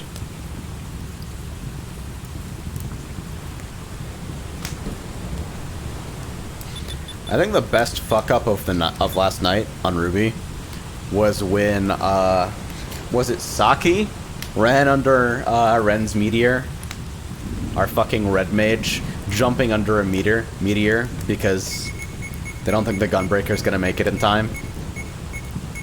Number 1, the Gunbreaker had been alive for 20 seconds and had enough time to be topped. Number 2, naturally you die immediately to the first 2 ticks. And fucking kill everyone.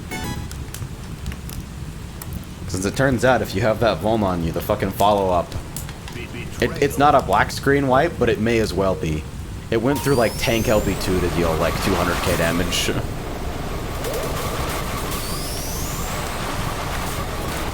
Final Fantasy is fun.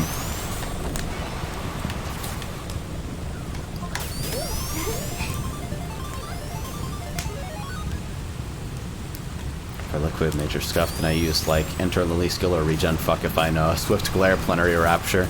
Yeah. Honestly, we've got that fucking section comfortable enough that I should probably be swifting for movement. But I almost never do. Because, like... we're not really a speed kill group so much as, like... a loose organization of 8 people who all decided that Party Finder sucks incredibly fucking badly. Did I get the fucking extended launch? Probably a waste of a fucking, grow. But whenever I can, I always like to fucking get the grow cancel momentum stuff, because it just looks incredibly stupid.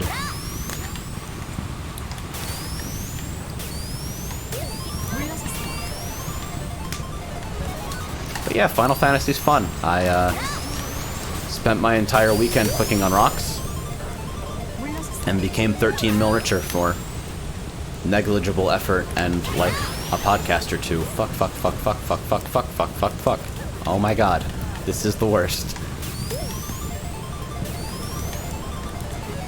The weekend after patch day. It's a glorious and magical time.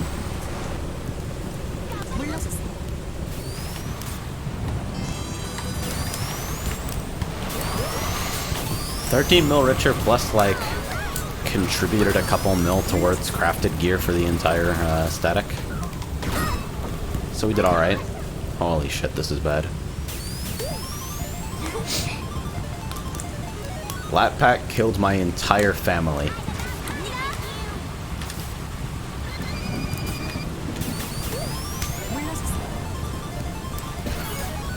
That says, it turns out my spatial projection is actual garbage tier, and it's still a blessed day if I get a Defilio Claw without a Vuln stack. This is why I heal Ruby. It's crazy because I feel like Twill put forward the idea that the reason the check is so easy in Ruby is because originally everything in Helioclaw gave you a damage down when you got hit, and they removed it at like the last moment.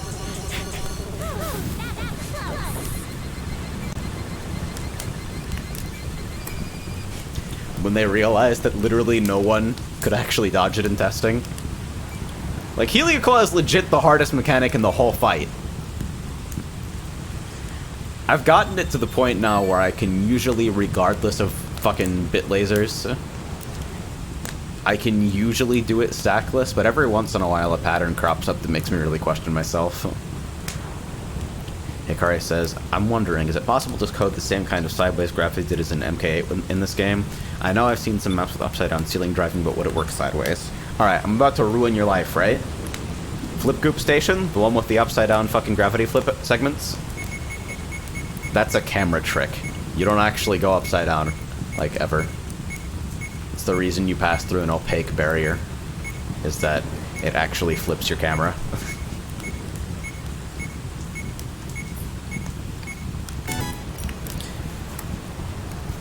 So if anything similar would have happened in, like, any other direction, it would be a similar camera trick.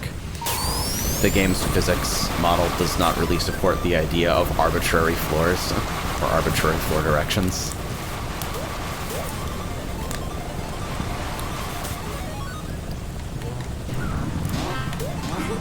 Holy shit, I actually managed to miss the springs on that. That's awesome.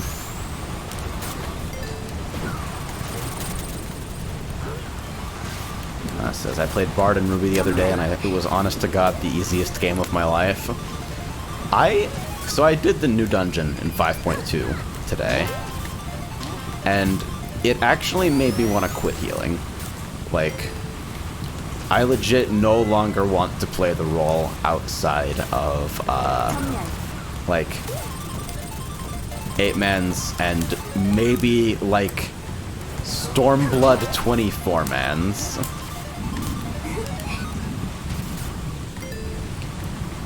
Because, like, automatic single pole dispenser for the first section? Fucking really? If you're not giving me movement to optimize, and I don't have anything to do with my fucking actual AoE rotation that's even remotely interesting, and there's also no damage going out that I can't fucking heal. Fucking unfair. And there's also no damage going out that I can't fucking heal with a single thoughtless button. Like, is this fun for people who suck at the game? I don't know. I can't see it from that perspective anymore. It makes me mad that entire categories of content have become, like, really unfun to me as I get better at the game. And I think a lot of it is the fact that I am playing a healer, and in situations where healers don't get to fucking play the uptime machine, where you don't have something interesting to do with regards to, like, how to efficiently manage healing demands, if that exchange doesn't feel rewarding, then, like, why heal? The fuck?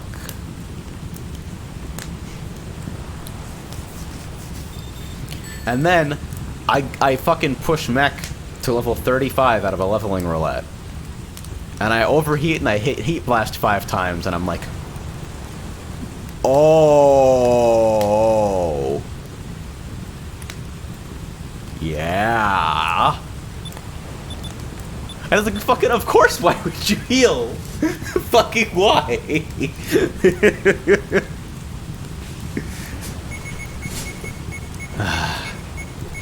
Maybe I should pick up Astro, but I'm co-healing with Twill for the foreseeable future, and double Astro, well, the best of doubled up healer combinations is still kinda dumb, just because of so much of the healing plan relies around Star.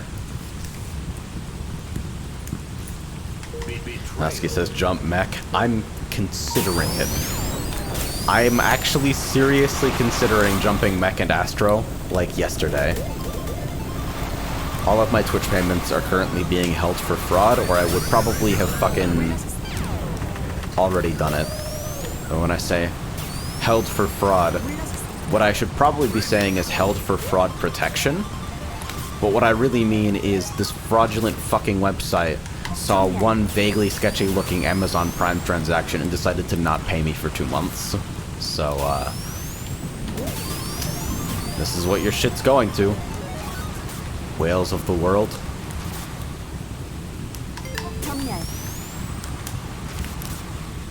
Pretty fucking good. As says, throw cards at your bards. You have a crit buff, you'll be fine. Of course, immediately. Immediately! No hesitation.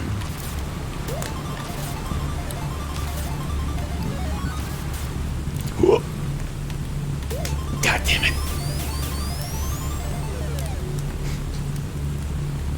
Kari says, you get direct donations still, alright?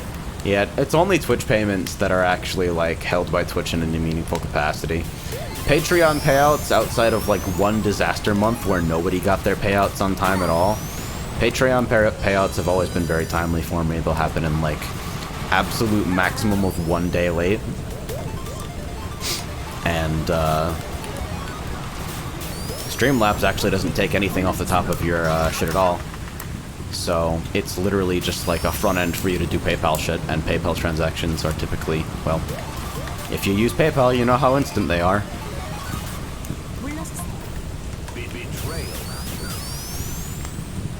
Coda says, I personally don't know all that goes under the hood with Twitch and streaming stuff, but damn, that's awful. It's not so bad. Like, presumably, those fucking funds are gonna make their way to me eventually. And it's, in our current configuration, things are shit basically all the time, but a couple months of snafu from my end isn't going to ruin things for the 4 of us, you know? It's mostly just like, it's one of those unresolved things that kind of hangs above you, adding stress for no particular reason. You know? should respond to the raid roll call. E. I have responded to the raid roll call.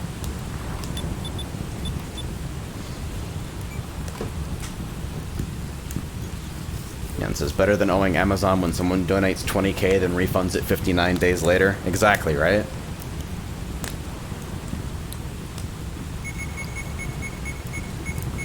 SKS, is that Code Empress waste up portrait of fucking Pokemon sprite edit?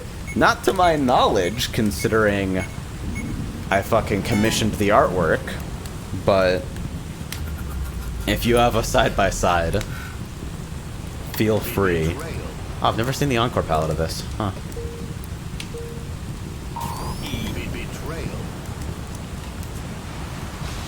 What bothers me mostly about the we're holding your payments shit is that they didn't tell me what the fuck was going on. I had to go digging in my fucking dashboard and, like, take guesses from other people's experiences with similar shit to figure out what was going on. Twitch support is basically inaccessible. It's pretty fucking frustrating. Husky says, you commissioned it? Absolute legend, godlike use of money. You know, the best thing is, right? It was a fucking pool, right? I pooled with somebody else, and that somebody else is one of the fucking lead developers of the game. Like, of Kart. Who is also fucking recovering Elsword person. And has now made their peace with, like, closers being mildly okay. And that being the greatest relic of the KOG experience. Oh god, what fucking direction am I going? Encore palettes are weird. Oh. I was following someone who I assumed knew what they were doing. They did not. Betrayal. Not at all.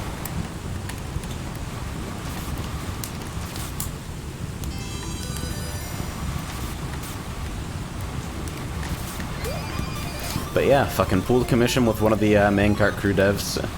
And apparently Jack is working on a fucking model for the 3D model mode in OpenGL. After Chromation went through fucking hell to find models that would even be reasonably usable as a 3D reference. And on that note, shout outs to Miku Miku Dance. And that's all I have to say on the matter.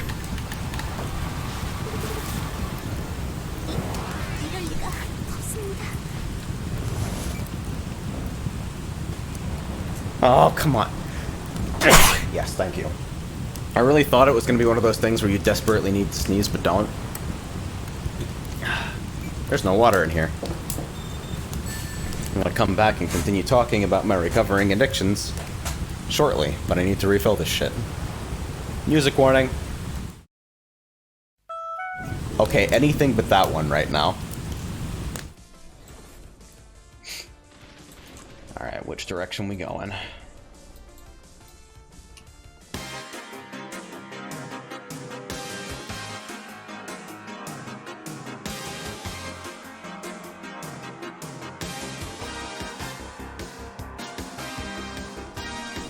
Holy shit!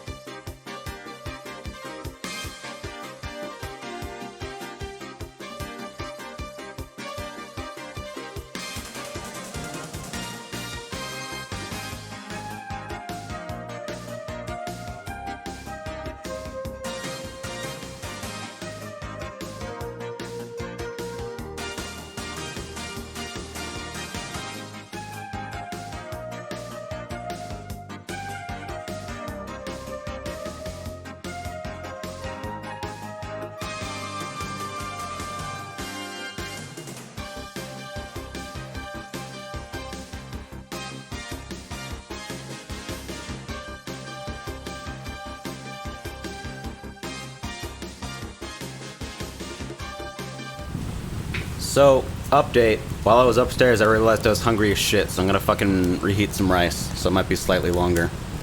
Start another bump. Also, reminder, these are not ad breaks. Nobody makes shit from fucking ads anymore. Use your ad blocker. Please, God.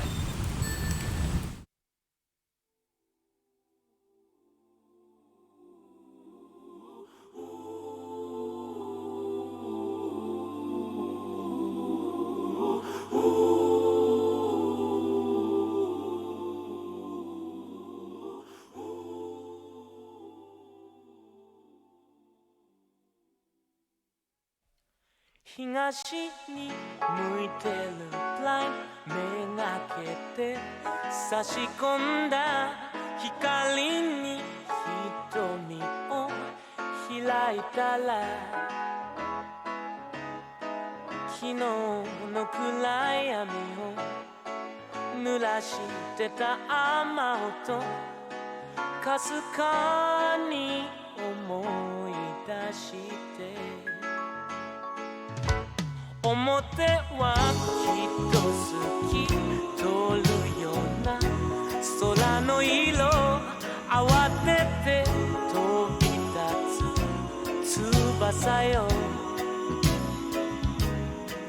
こんな朝のような心になれそうなモーニンググローリー輝きよヘブンリー浴びせかける softly 消えゆく悲しみ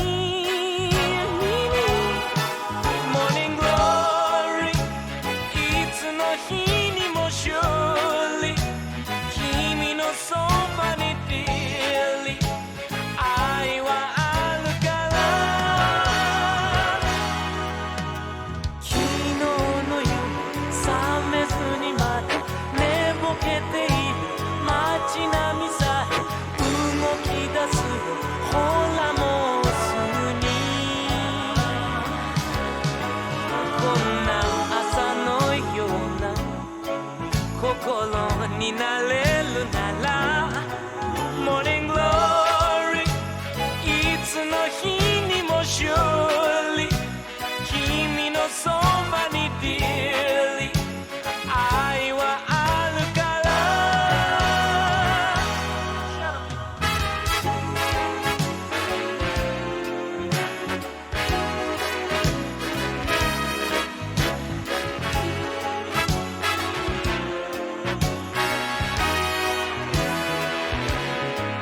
こんな朝のような心になれるならモーニンググローリーいつも surely 君のそばで dearly 愛は見つかるからモーニンググローリーいつの日にも surely 君のそばに dearly 愛はあるから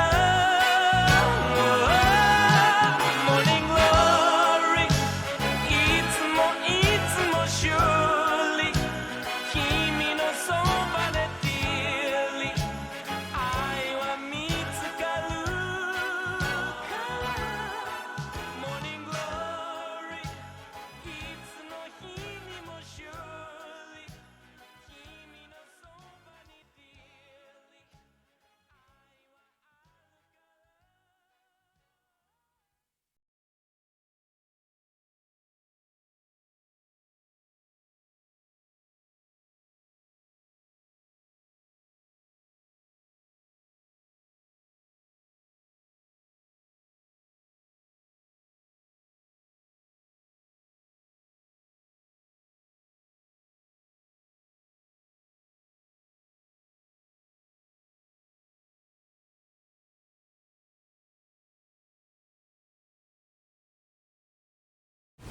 Boy, oh fucking boy, am I always ready for somebody complaining about KOG games fucking everything up in a completely unreasonable fashion.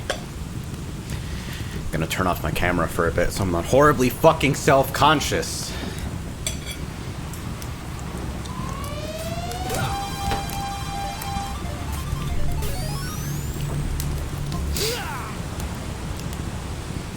What is the fucking viewpoint command for following first specifically? I forgot. Seaside asks, still in rev? Sure thing.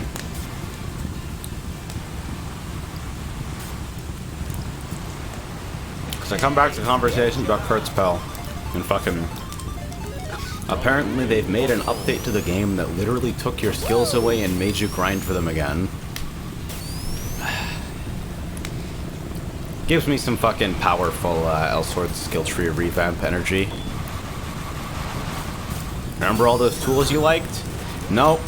Now you can only have some of them. And we made a bunch of them worse. And then replaced them with shitty palette swap fucking one-line functionality change versions of themselves.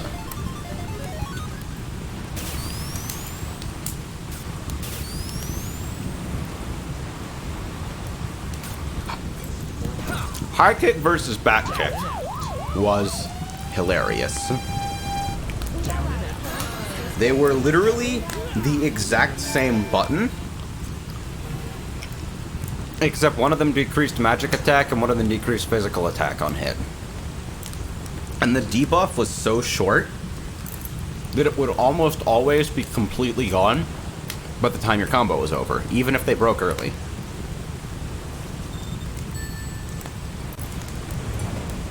So it was effectively choosing between a skill and itself, because the debuff didn't matter at all.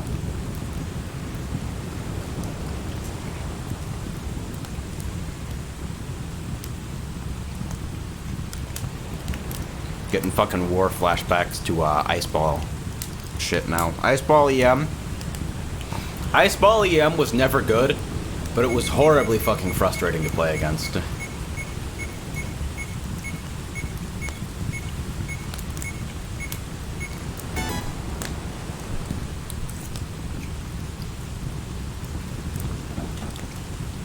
I played EM back when Statue was a thing. Help.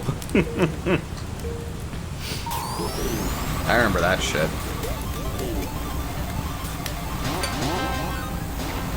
I think Aisha, out of everyone, got some of the weirdest changes in the history of the game. Just because of shit like, oh, my entire character is defined by I must have mana to use any of my normals that are important. Unless, of course, you're one of the stupid fucks on the forums who thinks they are cool because they play Aisha with no fireballs and loses to every good player. Ashik says, we didn't get to experience week 1 IS Virgil. Sword Shield week 1 was 7 seconds of spinning sword that hit stun until they disappear or hit 3 times. Yep. It wasn't good even then, but it was hilarious that that fucking existed at all. Because literally every time you heard the Sword Shield noise, you just have to count to 7 and run.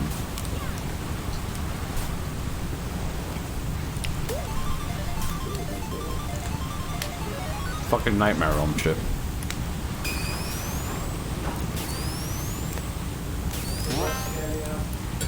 It's a West cameo. I forgot my water up there. You're the best. Yeah, I got it. Thank you.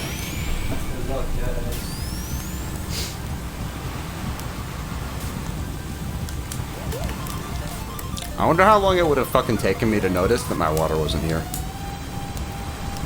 And then how long it would have taken me to actually fucking go upstairs and fix it.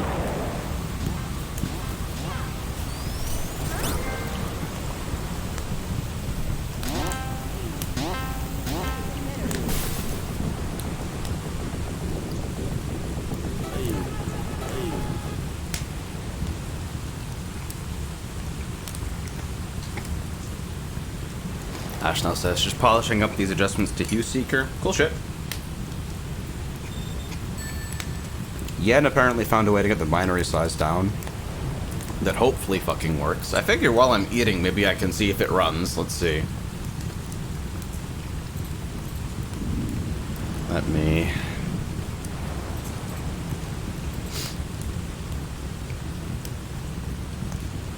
I tap into my fucking DM with Yen and it's still like 30,000 gifs of skeletons. Fucking alright.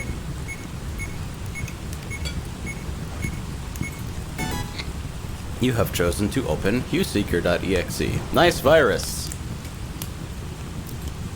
Smart screen stopped it from running. It's clearly broken. Okay, it ran. So it probably works. Like, if it ran at all, the fucking packer almost certainly worked correctly. Ashnow says there's an option for trimming the exe when building. Yeah, and when I use that, it goes to 30 megs down from, like, 50.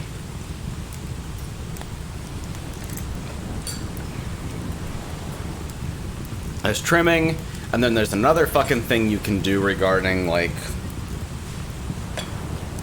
remove unused dependencies, which never worked for me and produced broken builds.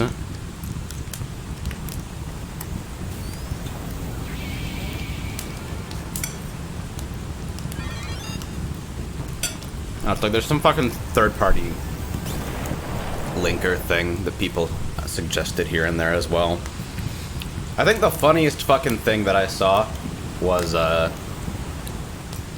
somebody legit suggesting that you just go .NET to C++. Like, some fucking horrible Xamarin Mono shenanigans. I don't remember. Horrible fucking Nightmare Realm. Core RT, which compiles it to native code embedding the runtime. Yep, that was exactly the horrible nightmare thing that I read about.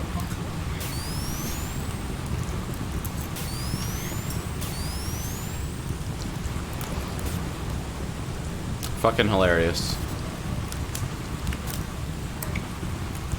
But yeah, I've heard people have been reporting some weird shit where like HuseSeeker works for them and they go back a week later and then run it again and it won't work until they clear out the fucking temp folder that it's extracting to.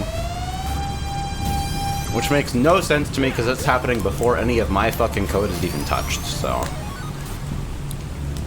I don't know.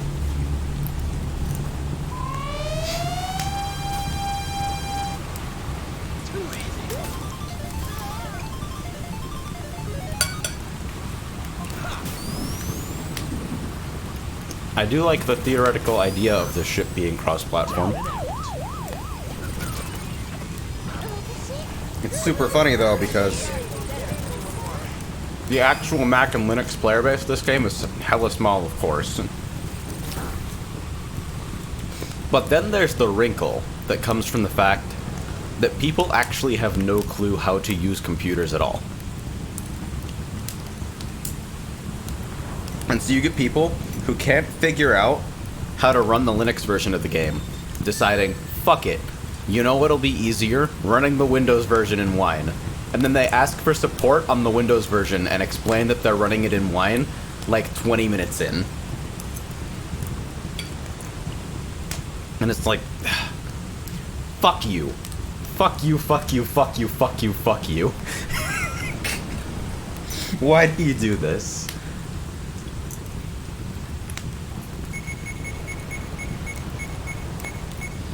I see that shit all the time in fucking tech support too. Where like, even Mac users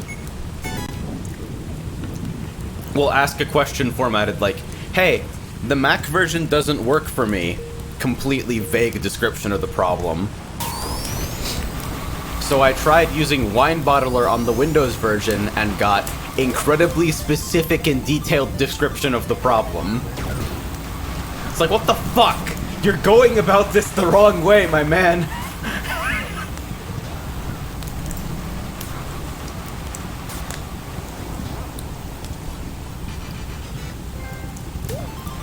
You are trying to solve the wrong problem.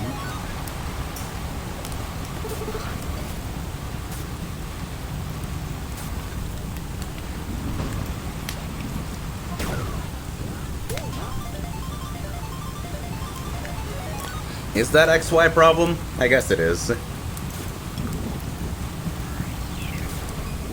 Monster says, trying to deal with someone else's implementation detail is a good way to introduce an implementation detail.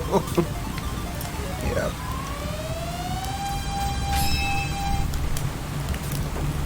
You can do it! Yes!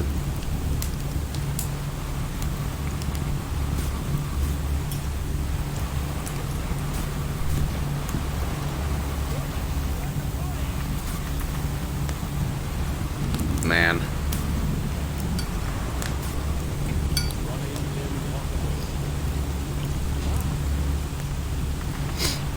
I finally got fed up and made my first angry moderator announcement on the Kart Crew Discord.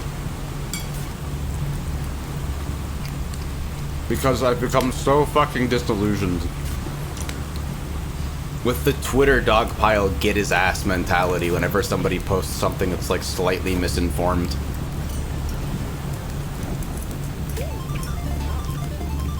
People are enabled by like the hive mind shit. Ian says, "Hey guys, can I ask you a question?" I literally had Wolfs add a fucking command to the bot in the Kart Crew server that just replies to that with, "Don't ask to ask, just ask," because I got so fucking fed up with it. It's just infuriating.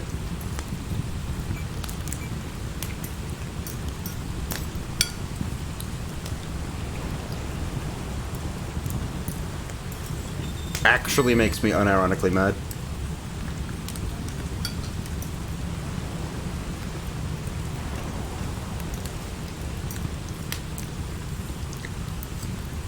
Dippy says, normally people ask that because they're nervous or something. I mean, sure. I can believe that to an extent. The idea that someone's not familiar with the fucking social protocols involved in, like, interacting with the community.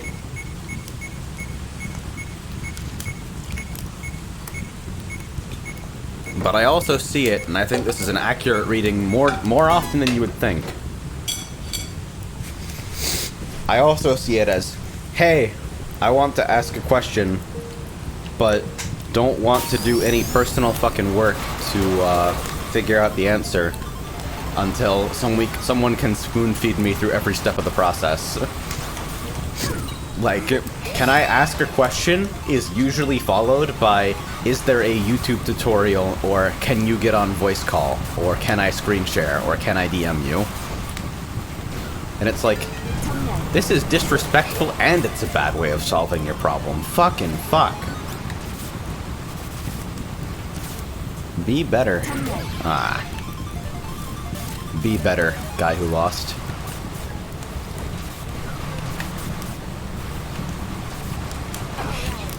Normalcy Decree says, I can't help but see you as an aggressive college professor. That's probably the weirdest take on my approach to this problem I think I've heard so far. I don't disagree with it necessarily, but it is completely alien to me.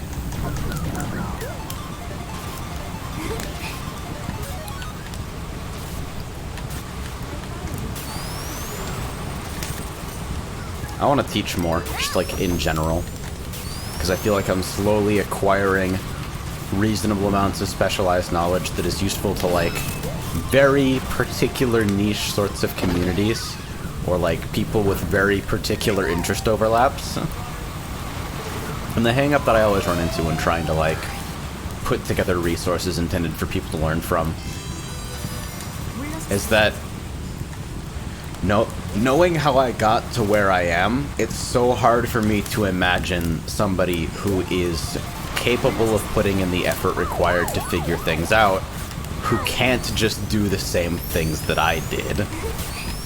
And so I keep my stuff super narrow usually. I have to be able to I have to keep my scope very, very compressed, because if I don't, then I won't be able to finish something in the short burst between I have an idea to do something productive and I've realized why doing this productive thing is a waste of my time, actually.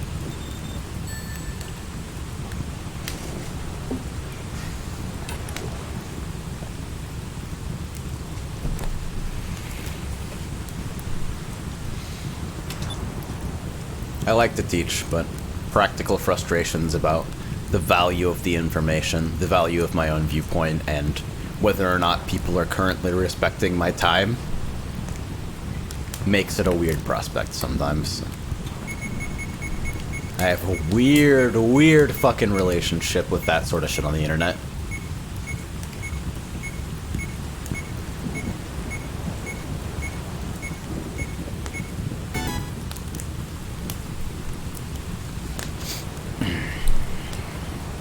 Betrayal.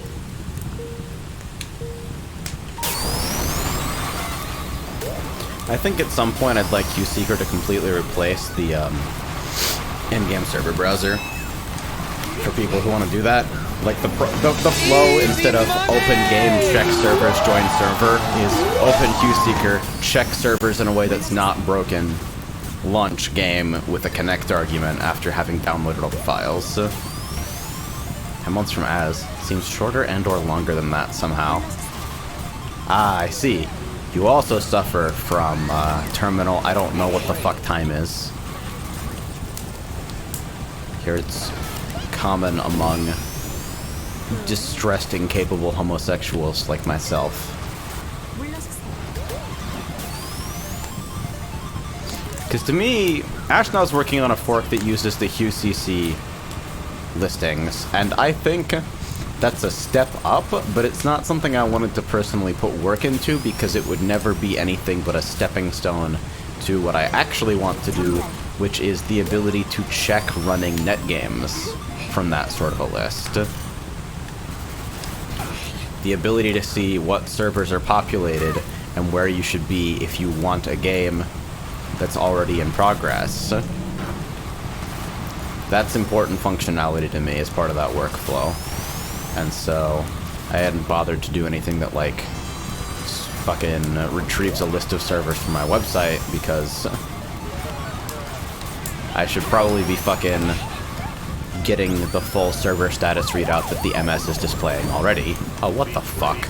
I was trying to get around that tree the entire time, but it was like magnetized. The fuck? It says QSeeker should be a web app and a tiny exe that registers itself as an app protocol to bootstrap the launching process. Yeah, I looked into the logistics of actually registering a fucking URL handler, and then tried to screw with it for about 20 minutes, and concluded that I could not get Firefox to ever actually display the, hey, what app should I associate this protocol with window, and then just fucking gave up. Fuck it. I like the idea of doing things like that, just being able to fucking... You write like a 3-line user script or something that adds launch with QSeeker links to the official MS index.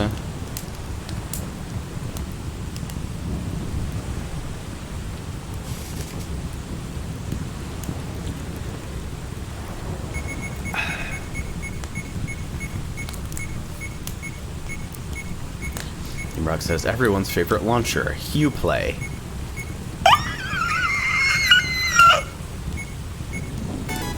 I don't like that.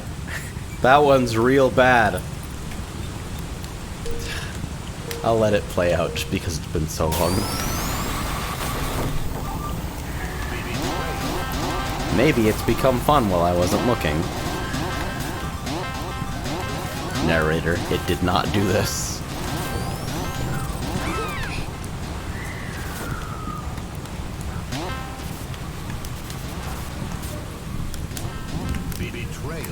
Twill says, Tyron is a cart dev that works on everything except cart. Literally, people, like, keep attributing stuff to the devs when it's from me, or, like, assuming that I'm a dev in some capacity. And I feel like eventually that's gonna get memed into reality and I'm gonna start actually working on the game. I already have a really clear vision for what the end game of the basically 1.1 netgame ecosystem is. It's a fucking community build that's compatible with like the vanilla server. Vanilla server and vanilla client.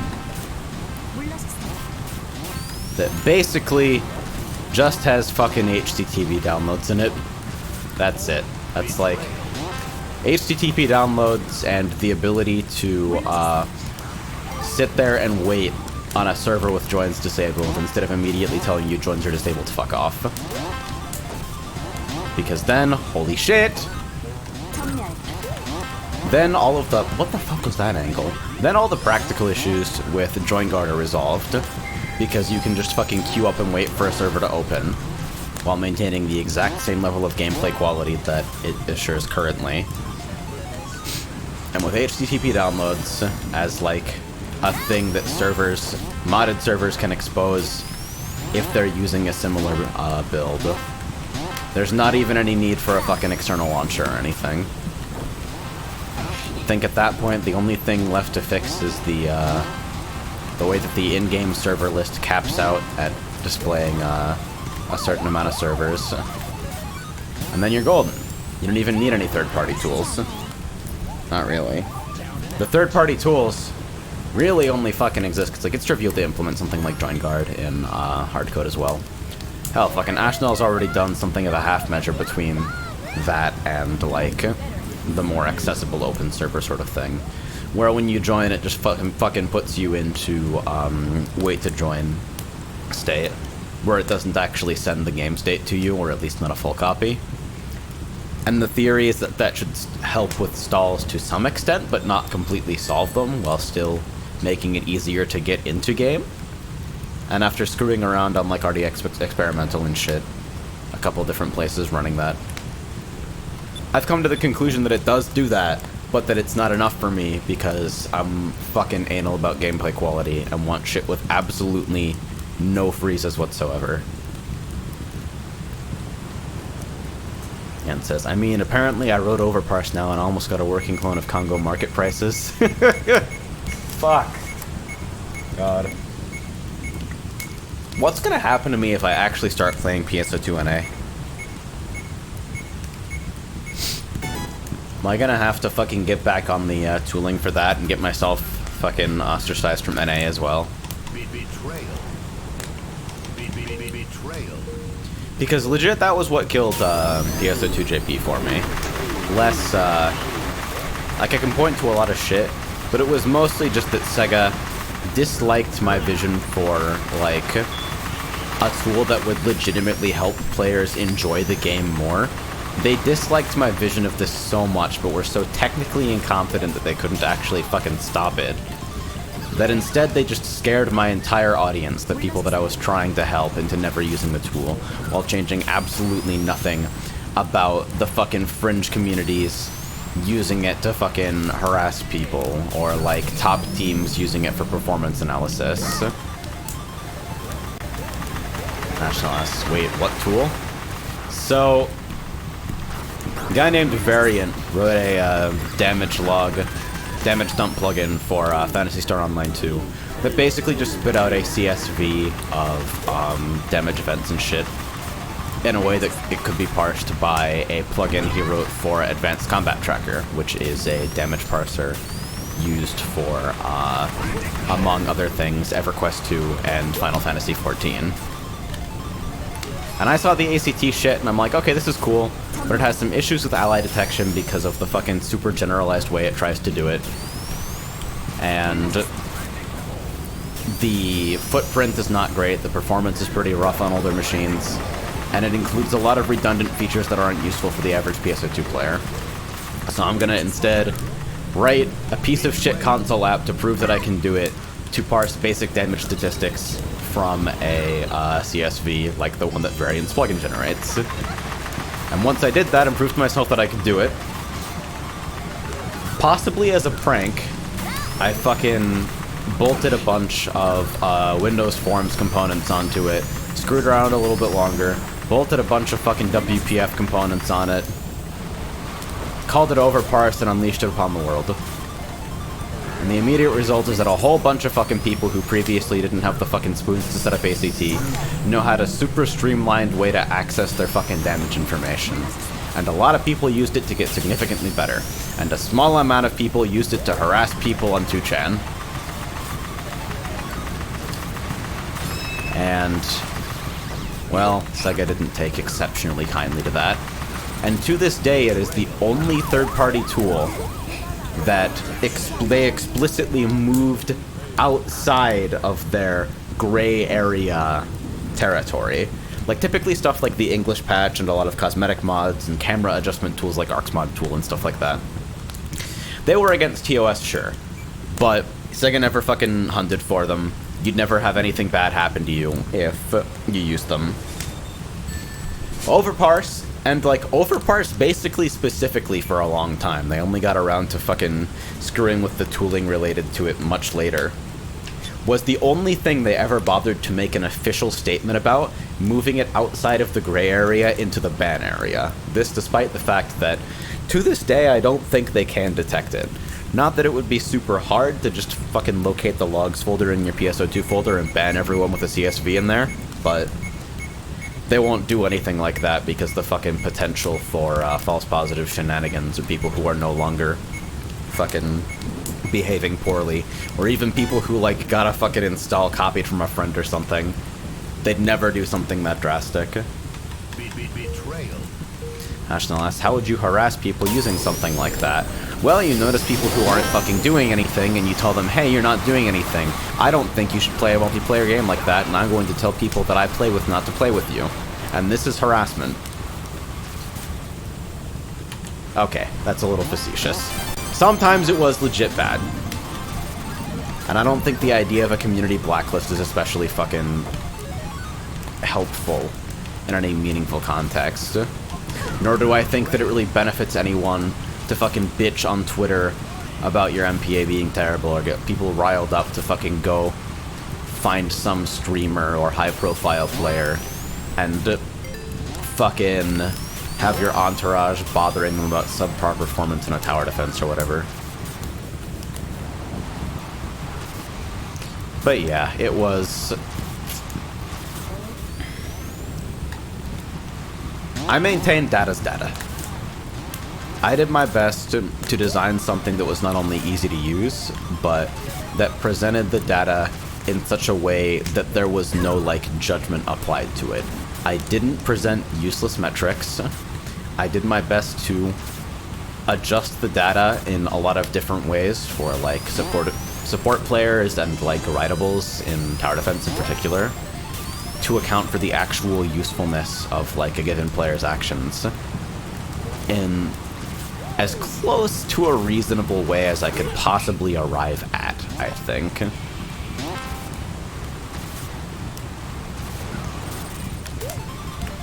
But whether people do fucking good or terrible things with data, as long as the data is sound, and that shit was, it's just data, you know? And it frustrates me that fucking fringe groups in the Japanese community ruined it for everyone because they couldn't fucking keep their dicks in their pants. Their collective dicks in their collective pants. Regarding shit like, hey, let's make a community blacklist and complain on Twitter about specific people. Ah, not a good look.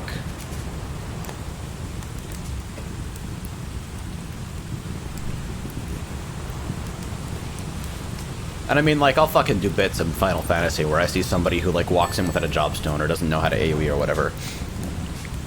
And I'll fucking bitch about that, and I'll be sad about being in a run with them. But I always try to be pretty careful to fucking make it exceptionally clear that it's not a valid reason for fucking tracking somebody down in or out of game and bothering them. And honestly, just like in Final Fantasy, PSO2 allowing players to be blatantly terrible, like, blame the system that lets people with shit gear and no ability to play wander into your fucking XH emergency quests as if they belong, you know? The game has allowed them into this thing, and this thing has the rewards that they want, so why would they not go here? And if they can't fucking handle it, well, the game never told them that.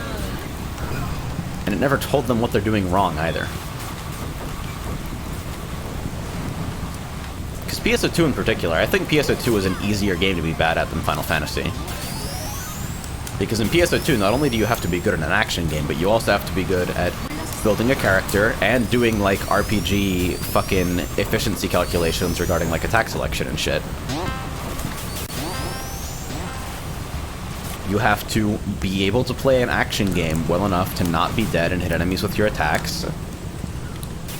And you have to understand the fucking damage calculations and skill tree interactions in a way that you don't build a useless character. And then you have to understand how to gear a character through some often really strange and labyrinthine methods of, like, strengthening and enhancing weapons, shit like that. Stuff like people not knowing that a 20-element weapon versus a 60-element weapon is literally 20% bonus damage versus 60% bonus damage.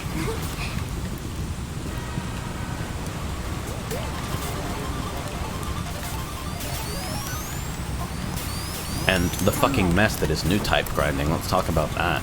Jesus. Ow. Well, that's unfortunate. Like, old type grinding, this is gonna be a specific fucking complaint that may not land with everybody because you don't understand the mechanics, but I'll do my best to explain. Basically,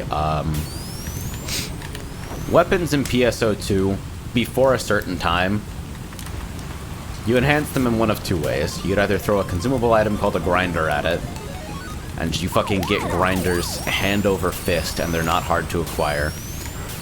And it has a chance of leveling its enhancement up, staying the same, or dropping. And you fucking use insulation items to reduce the chance of it dropping. And you basically just spam grinders on something until it hits its max, which is plus 10. Very easy to understand.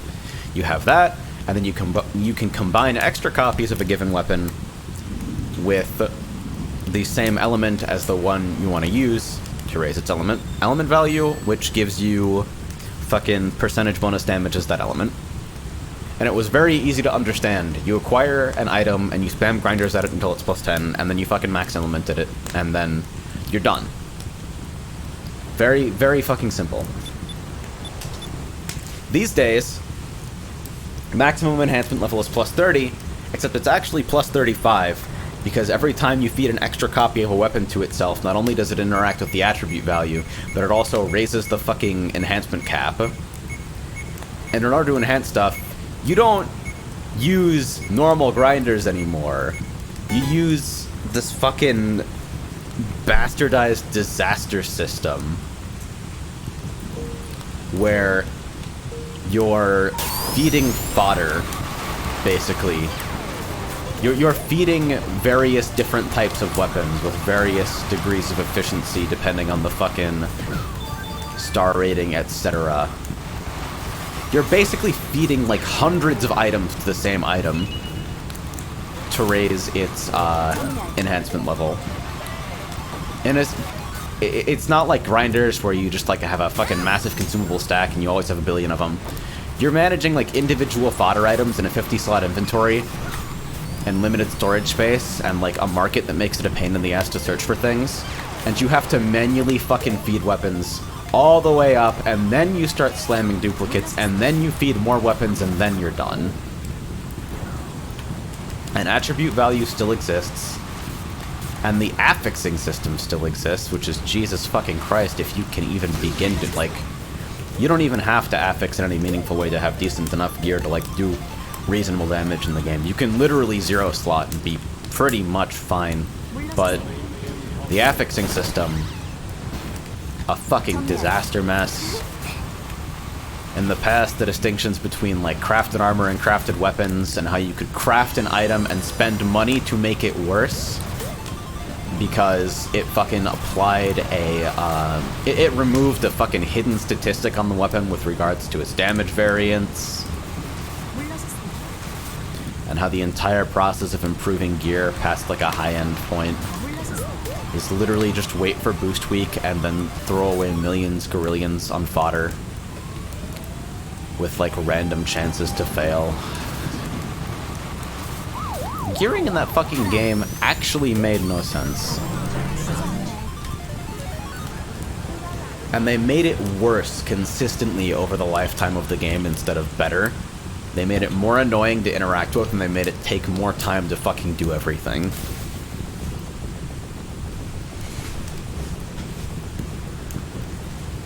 And so, everyone is running around in garbage gear, and because the game looks like an action game, it's easy to think, oh, all I have to do is not die, and eventually I'll win. Like, I don't have to improve my gear, because when I get hit, it's my fault. You know?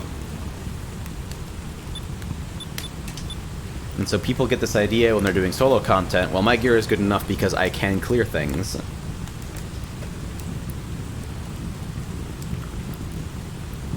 And then, like, I can fucking bring up some pictures right now. If I go to my screenshots folder, one of the fucking first things that I find, I guarantee,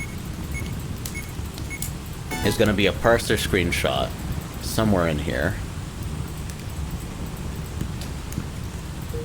I gotta play the fucking game though, so remind me about that in a bit. Because, like, you see how I complain about, like, wow, I'm doing 7k damage as a healer, and this dancer's doing 6k damage. Wow. People are so bad at Final Fantasy sometimes because the game doesn't teach them how to play. Combine that with how easy it is to be bad at action games, and how easy it is to brick a character build in a game that doesn't fucking provide itself in your native language.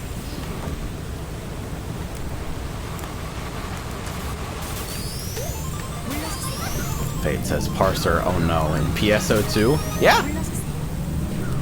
Variant wrote the damage log plugin, and I wrote the fucking viewer that everybody used until they basically fucking banned it. In, like, the most ineffectual, fucking, non-problem way possible. Shoutouts to that legendary Jaws run, by the way.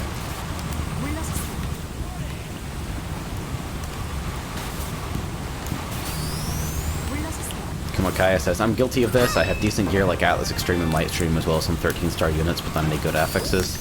But I unlocked Expert without super good stuff, so I felt no need to ever upgrade. The last time I played was, basically when fucking Astra was considered current enough. Like, when Astra weapons were considered good enough that you could use them as, like, just a main thing. And it was a completely reasonable endgame gear choice. So obviously I've been away for a while. I don't know about all y'all newfangled light streams or 13-star units. Astra was basically the fucking next generation of the Orbit series, where it was increased PP regeneration while sheathed, and then while unsheathed, increased PP regeneration on hit. And they were 13-star weapons, the best rarity at the time, and they had good enough damage, and the potential was good enough for upkeep that it's like, you could single use this weapon class and mostly get away with it. I had like a Sega Partisan for like boss stuns and shit, and that was pretty much it. Yeah, and then we named the fucking alternate launcher PSRT Astra, so now you can't say the word Astra in the Archfleet Discord server without a bot telling you, hey, we don't provide support for that illegal third-party launcher. We only provide support for our illegal third-party launcher. Alright, so if I fucking scroll through here and try to find this shit.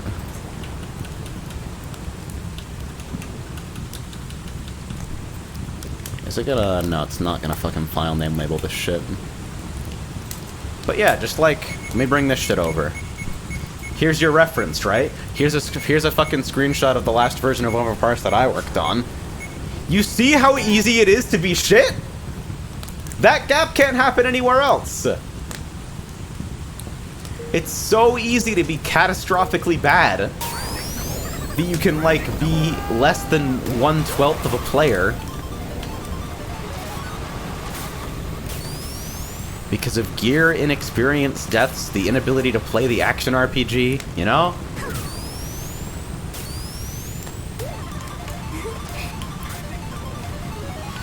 And so the fucking issue, right, is that after a while, the premise of there being, like, failable content in emergency quests became a problem, because for good players, it was often a measure of, like, if you get too many shitters in your group, if there's nobody else like you who's paying attention, you might fail despite your best efforts because people aren't putting in the work. They don't know what the fuck to do. And so this is obviously frustrating to a lot of people who put a lot of time and work into the game. But you also can't leave people out in the fucking cold. Especially if these people are playing your game for dress-up more than combat and are therefore spending way more money on this shit than people who are playing high-end, like, speed kill comps. And so what do? I was around for this. They introduced expert matching. And expert matching basically allows you to complete a somewhat difficult, but not exactly fucking punishing, solo instance, so no one can help you through it. And it requires you to meet a certain standard of gear, which is basically just one endgame finished weapon and a reasonable set of endgame finished armor. And when you unlock, when you can do these things, when you can clear that quest and when you have that gear, you are permitted to use expert matching. And expert matching will only put you in quests with other people who can also meet these requirements. And so, what happens the very first time they introduce a new super boss with expert matching in play? Well, it has a DPS check in one of the middle phases. And if you're an expert matching player, then you'll blow through it easily every single time. And if you're not an expert matching, then you will fail it every single time. It is more impossible than eating the sun. Because Sega has now unwittingly cleaved the game in two. Instead of parties consisting of maybe 2 or 3 people pulling 30 times the weight of an average player, and then the rest of the fucking group is bonobo monkeys. Instead, groups now consist of 12 people pulling 30 times the weight of an average player. Do the napkin math on that one. Or 12 people who are fucking bonobos. And so, they're still doing the same fight, is the problem. They're still doing the same fight with the same DPS check because it's a single progression track game. There's no, like, savage or higher tier for them to fucking, like, segregate people into. And so, they now immediately have to nerf this fight down to the level that the 12-man bonobo groups can kill the DPS check. And so now, a DPS check that was already trivial for fucking players who are actually paying attention, players who have done the minimum required effort to get into expert matching, that check was already trivial, and now it's just blown away completely. It's barely even there.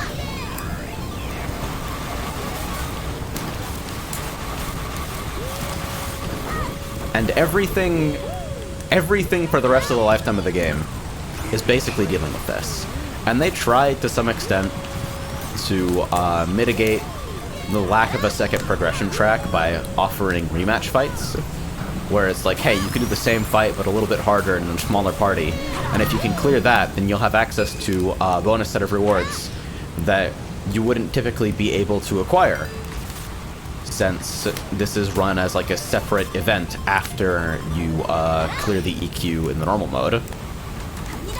Except the rewards aren't really worth it, and it's kind of a pain in the ass to like put a group that's actually decent enough to get there to do it. And mostly people just don't really bother, and it's not all that important.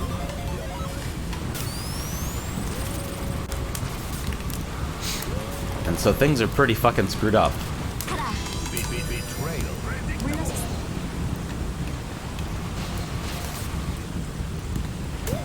It's like I think I was a high-end player. I don't think it's unnecessary hubris for me to say that at least I was shit at solo stuff. But in the context of, like, group speed kill shenanigans, I was pretty fucking good. The team that I was fucking captaining was achieving rank 1, rank 2 finishes on relevant EQs pretty consistently, without a meta speed kill comp. We were just a bunch of fucking dudes playing whatever we wanted. And we were able to achieve pretty high-end times and do really well for ourselves. I don't think I put an unreasonable amount of effort into the game to do that. I just cared.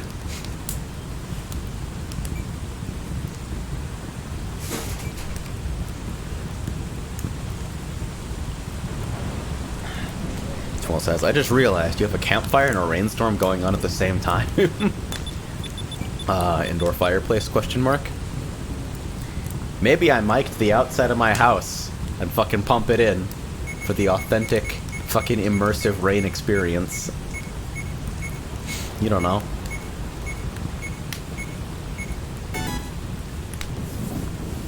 Kumakaya says, I like the concept of rematches, but they've made rematches easier by taking away death limits.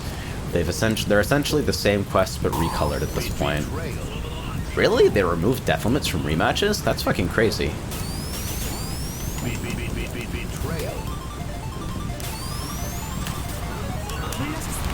The death limit was the entire point, is that... Oh, man. Because now I get to talk about PSO2's fucking failure model.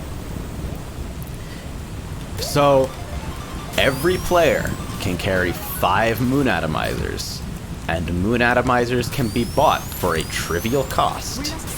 And every player can also carry a half doll, and half dolls are handed out by basically just about every maintenance, so everyone always has one on their person. And they've always got like a stock of them available, even if you can only carry one at once. And moon atomizers res everyone in like a mile radius, and half dolls res you even if someone isn't around to res you.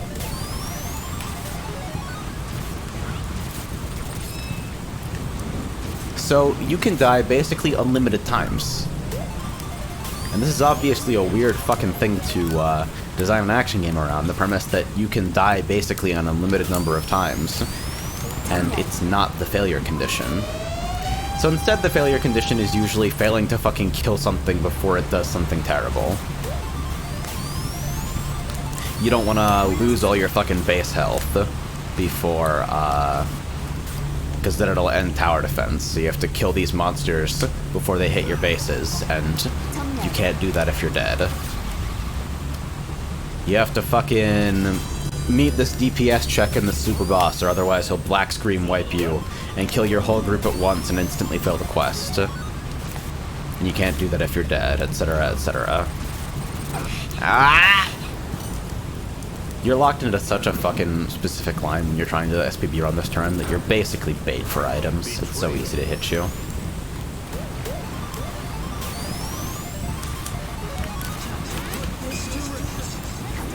And there's no penalty for, like, battle raising either. Like, FF14 is already pretty fucking lenient. Hello, that's very loud. FF14 is already very lenient compared to, like, other MMOs with regards to battle reses. Fucking look at World of Warcraft in the current year, and take a look at, how tough it is to get a battle res, and how limited your access to them actually is. 3 months from Wolfsuit says, RIP near flawless front run. Yeah. It happens like that, though. That's basically, like, if somebody's there and you're SPB running, you basically take the hit if they know what they're doing. It's kind of what it is.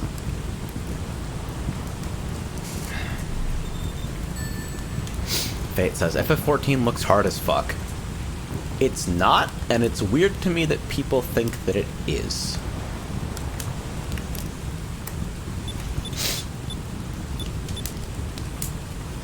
Like, I feel pretty confident in saying that you could play Final Fantasy XIV as your first video game and complete all dungeon content, all main story content, and all normal and hard mode trials without a whole lot of hassle.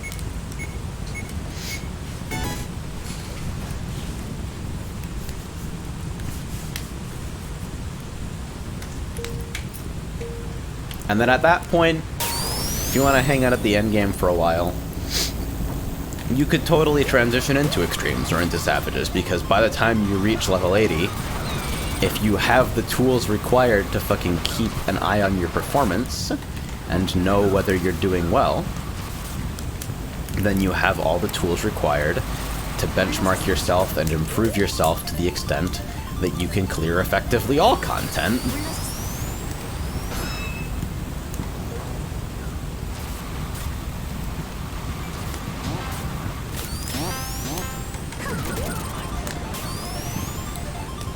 The problem, of course, is having access to the information. And a lot of people play horribly and don't know it.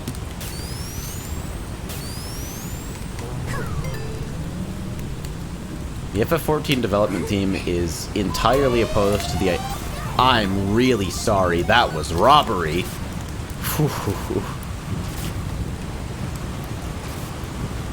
So anyway, the FF14 dev team is completely opposed to the idea of adding any in-game parser. Similar, like, no DPS meters. I think I agree with this. But there is a lot of room in between no DPS meters and fucking no feedback at all.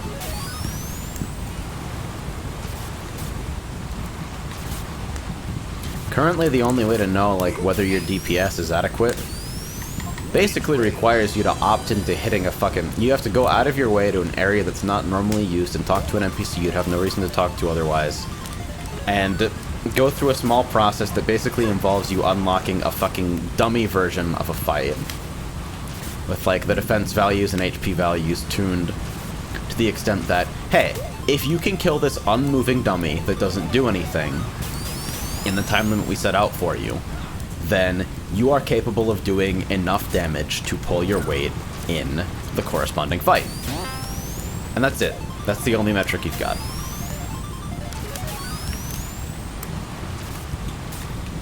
And in every way except, like, automatically resetting your cooldowns for opener practice, it's inferior to just using the fucking third-party DPS meters. I actually killed someone in one. There we go.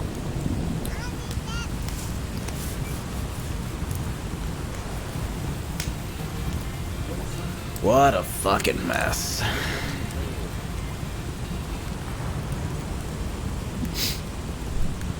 But yeah, I don't think FF14 is too hard.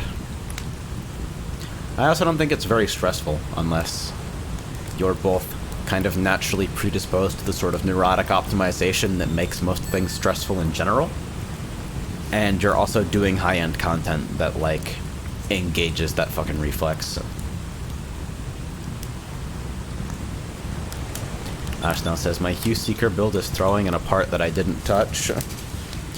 Fucking over-under that you're, like, you have 5029 blocked with, the game already open or something.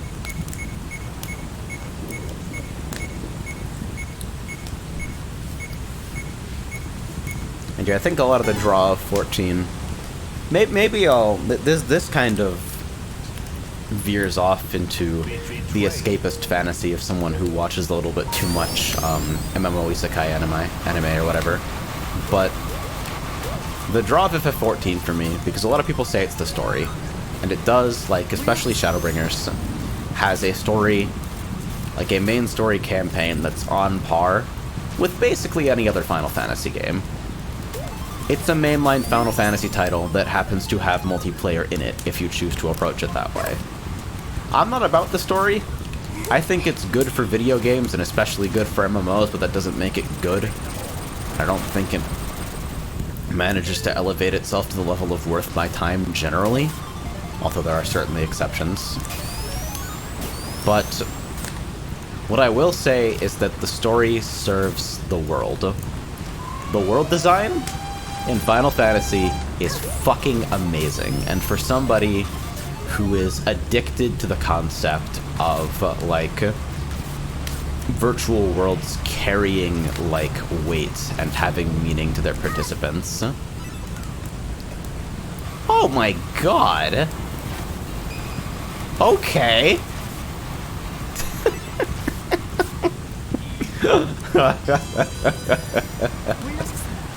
But yeah, like I was saying, and this does wax a little sentimental, but the idea of the world of Eorzea having weight and meaning and giving a purpose to everyone who lives there. Not even necessarily making you feel like you really live in that world, but feeling like it has a place for you, you know? Like, I don't necessarily have to do all content in the game to appreciate that it's there. I don't roleplay, but I fucking world visit and I walk around like Balmung sometimes and I'm just like, damn, these people are out here living their best. They're here with me, fucking doing what they want to do. And that makes you and me, we are connected. I fucking look at people putting together batshit designer homes or compiling exhaustive fucking encyclopedias on crossbreeding various fucking plants. And I'm not the type of person who plays MMOs for a social experience necessarily, but the presence of other people in a world that feels like it can be lived in gives the experience weight and meaning for me personally. And I like hitting buttons, so that's pretty good. Laz asks, that's a thing? Crossbreeding plants? Hell yeah! No, fucking gardening is actually an extremely efficient way of, am I dead? We might be dead? Okay, my console's still working, so my client's still responding. Goodbye, Seaside! Oh, Porter made it in. Okay. But yeah, fucking elaborate ways of crossbreeding plants using specific types of soil and specific types of fucking intermediary seeds to produce, like, materials that are used by crafters who are real people who have decided to devote their fucking digital existence in Eorzea to mastering a trade of a sorts. That you can fucking sit down and decide, I'm going to devote a fuck ton of time to efficiently producing a specific plant that I will then sell to people who center their entire virtual fucking Eorzean careers around crafting rugs. You know?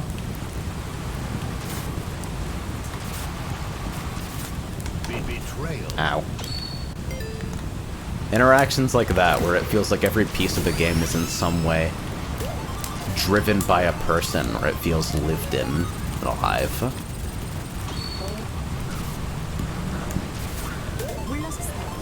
Ashnalas, random thought, looks like James's site scrapes the master server, why can't yours? James's site doesn't do shit with the master server, it queries individual servers, same as mine. The links on the top page are his personally compiled list, and I think some of them may even be out of date. But yeah, if he's ever linked you to SRB2Kart, the PHP thing he did, it's that. The backend it's using is that. It doesn't interact with the MS at all, it just queries individual servers. And to be quite fucking frank, I don't... If I'm gonna have any part of my infrastructure rely on anything written in PHP, then I want somebody else to host it. Like, I'd love to implement a lot of features if James decides to upgrade SRB2Kart to, like, expose an API that normal human beings can work with. But if the best fucking tool currently for querying SRB2Kart servers is written in PHP, somebody else is gonna have to fuck with that. It can't be me. I don't have the strength.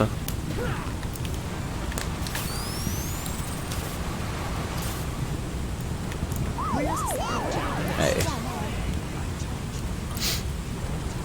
National asks, uses a set list? Yeah, like that fucking list of links at the top to different servers is literally hard-coded. It isn't populated from the MS at all.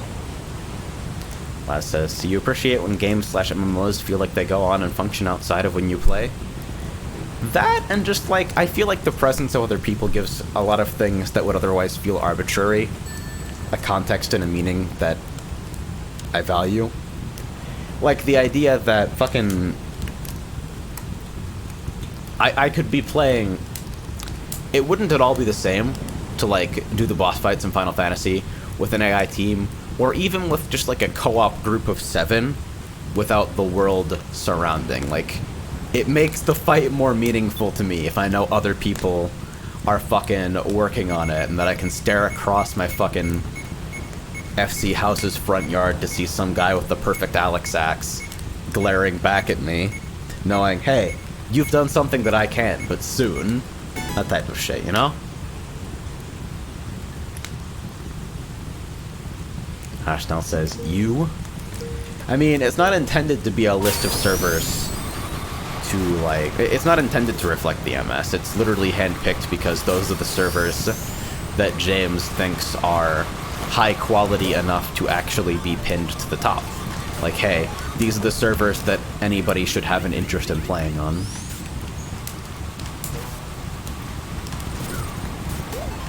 Runa says, hey, sorry if this is a rude request, but can you force Toxic Palace on Vanilla H real quick? After this race, if you still want me to, I can. Holy shit. Alright.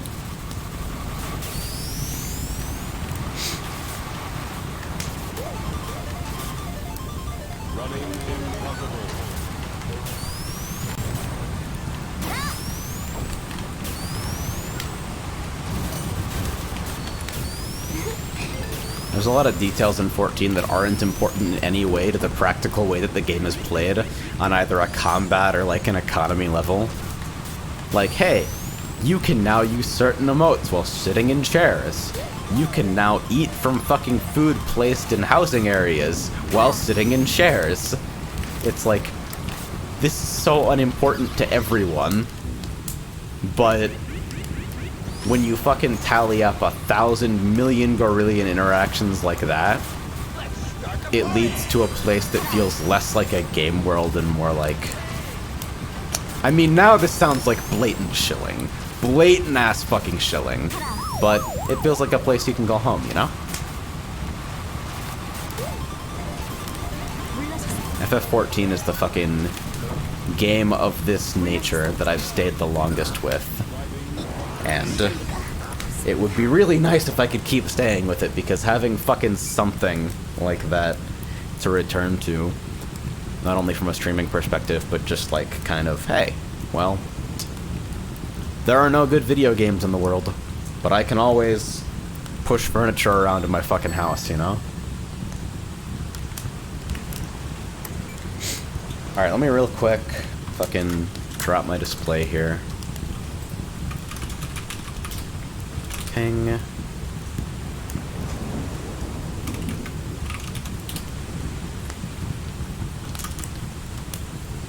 Alright, I forced Toxic Palace on Vanilla H. I hope I haven't griefed anyone by doing that, because I didn't examine the request very closely.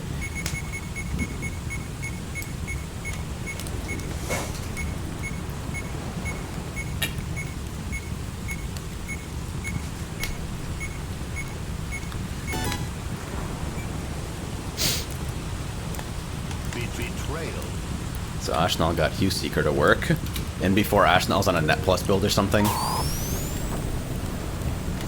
Guerrilla netcode testing!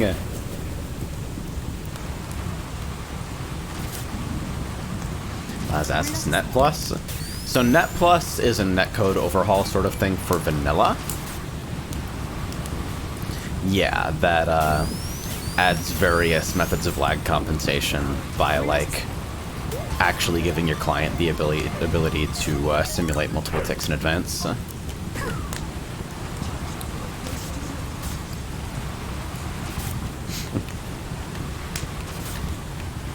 Kaya says, honestly, I had a hard time getting into 14 at first.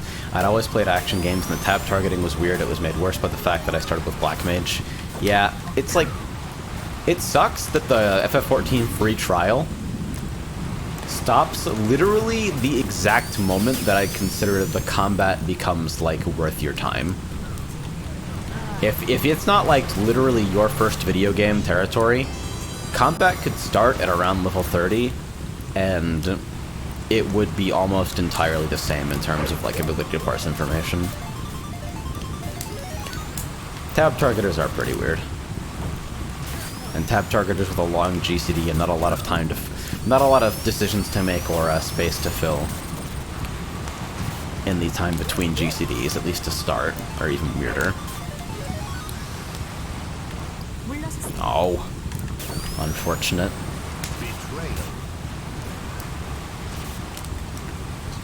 Because, like, if it's your first MMO, or if it's your first video game, then a lot of things in the game start making sense. Like the fact that, for instance, Copperbell Mines has an entire room that lasts for, like, 5 minutes. That's nothing but just, like, enemies effectively made of paper mache spawning at opposite corners of the room in, like, groups of 1 or 2. They can't ever fucking kill you. Not unless you actually went AFK and sat there and let them all spawn at once and all start auto-attacking you. But you still sit through the encounter, because the encounter, presumably, is meant to teach people who are still unfamiliar with the targeting model how to, like, actually switch targets, to how to like move the camera and acquire a new target and begin fighting it.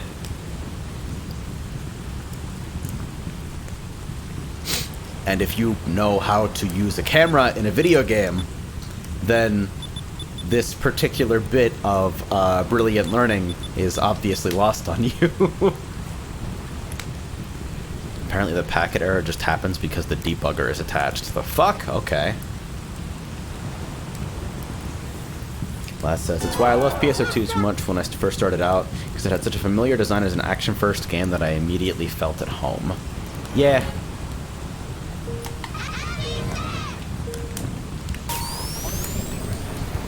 See, PSO2 was immediately compelling to me in that way, because the baseline action combat feels real fucking good. Heavy weapons feel heavy and powerful without feeling unresponsive, which I think is how I feel about a lot of shit in Monster Hunter, for instance. When you hit monsters, they're allowed to fucking flinch and reel, and you get this big-ass, meaty hit stop and a big-ass fucking hit spark.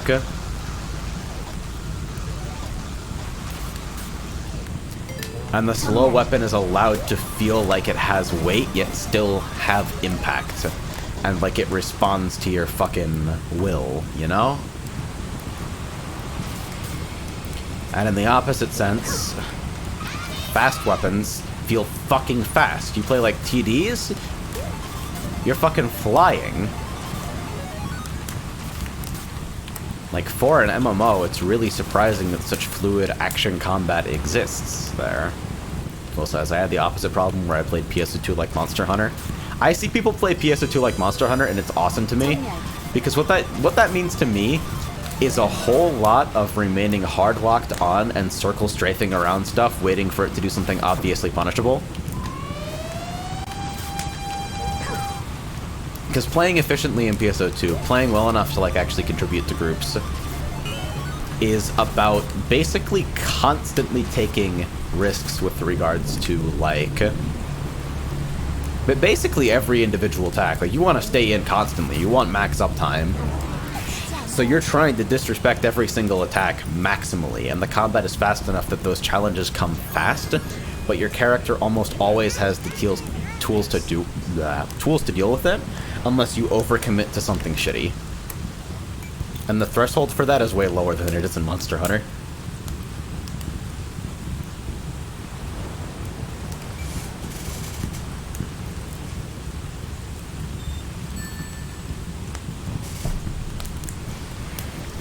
And so when you look at people who are bad at PSO2 but upload their gameplay anyway because they're having fun, you see a lot of the same traits, a whole lot of fucking cautious strafing around enemies, not really sure when you can extend your reach and actually fight them. And so when you combine that with the inability to build an effective character, with the inability to fucking understand and leverage the gearing mechanics, you get people, it's really not hard to understand how you get people who are like 30 to 50 times less effective than what I'd consider to be a normal invested player, you know?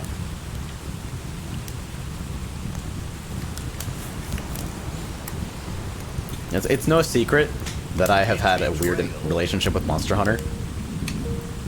Now that I have a PC that runs World reasonably well, I kind of want to, I would feel like I'd have to buy Iceborne, even though I'm not to any of the expansion content yet, but I would like to give World another try. It's just that the multiplayer structure is super frustrating for me, and it feels like a lot of stuff in terms of menu flow wastes your time. Plus, horrid fucking cutscenes. Very, very bad. Very, very bad story delivery mechanisms, just overall. But the combat encounters seem very interesting to me. Never ever will I do this correctly. I have no fucking clue.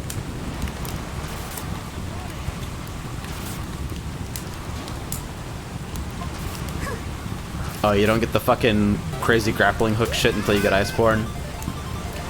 Kodo Sparks says, compared to FF14 story delivery, how bad is Monster Hunter Worlds? Similarly, but there's less of it. I will.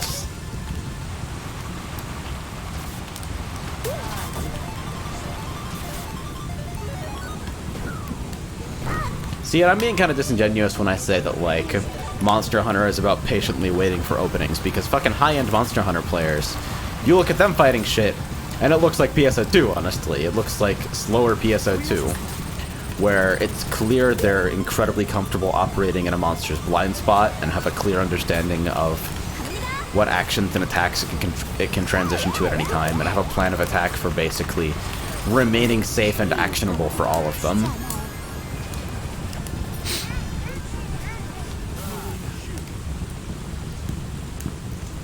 It's just kind of a sliding scale between, like, how hard is it to stay in versus how complicated is the stuff you do when you get there.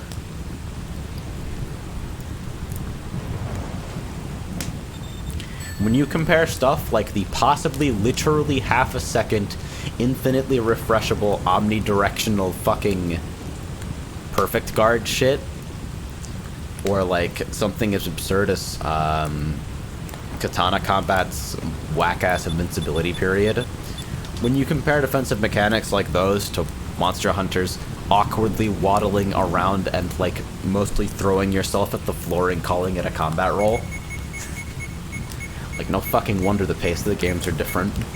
In PSO2, unless you deliberately throw, you have all your options available to you basically at all times. And Monster Hunter, they literally go out of their way to enforce the exact opposite principle. Betrayal.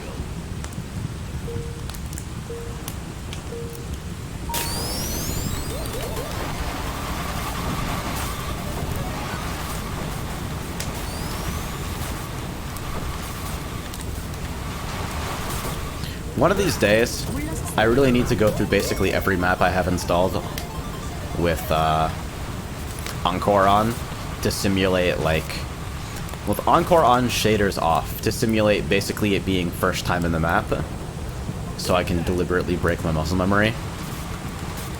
And I need to, like, do fucking full-ass reviews with regards to, like, conveyance and shit. Like, I think, despite fucking downward inclines usually being really rough to read, Atoll telegraphs that one really nicely by keeping the fucking,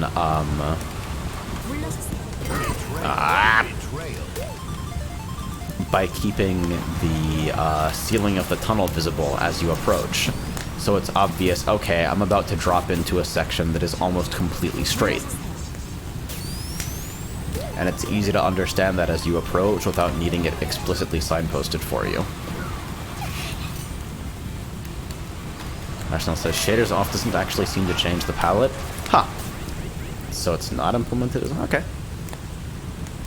Seems legit.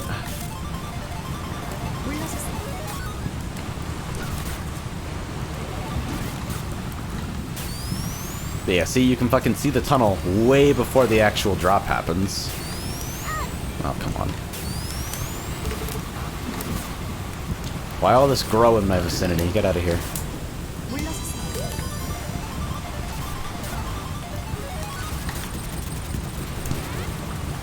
Oh, hey, it's like 20 minutes before raid. Shit. I've been going for a while, huh?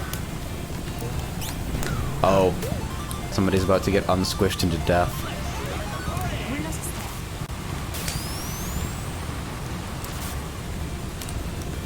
I actually thought it would... Oh, fucking why all the grow? I can't get one? But everybody else in the race can get like 20. Okay. And then I have to be the one to fucking take the fall in the forced SPB that won't hurt wolves at all.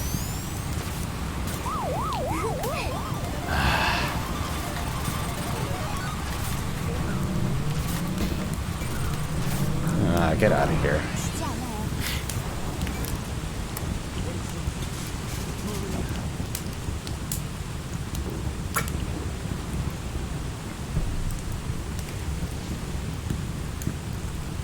So because raid is in 20 minutes, I figure this will probably be my last. And then I'll log in a little bit early to make sure everybody knows what the fuck is going on. Gotta be a good example for the rest of the raid.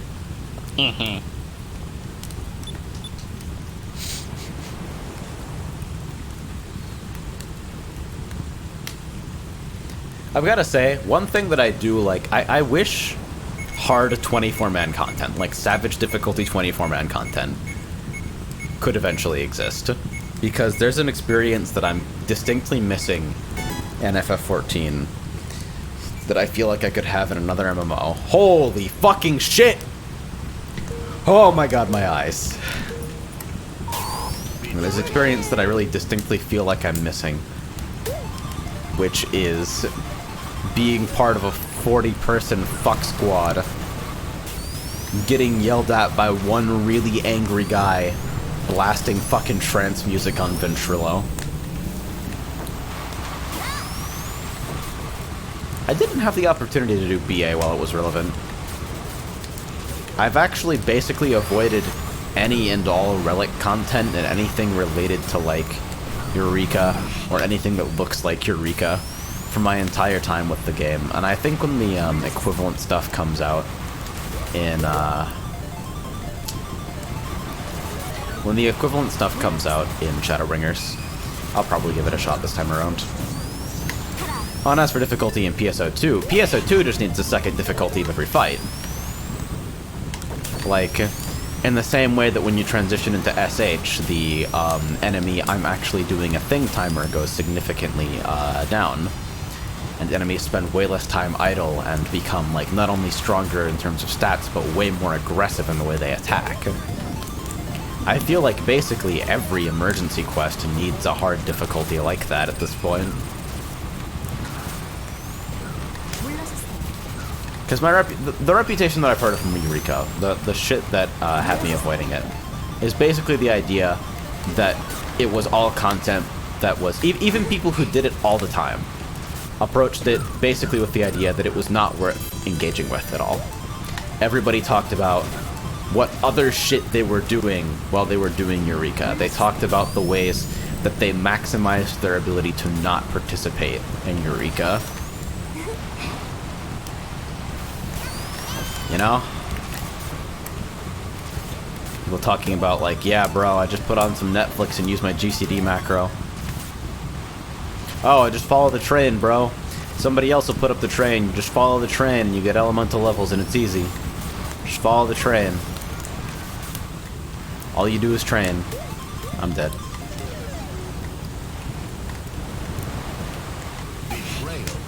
That kind of rhetoric surrounding it is why I didn't even bother to try. Alright. Didn't die on my last race. Easy peasy. Good shit. GG's. That fucking Encore palette is something else, man. Oh yeah, so while I'm here, real quick. So,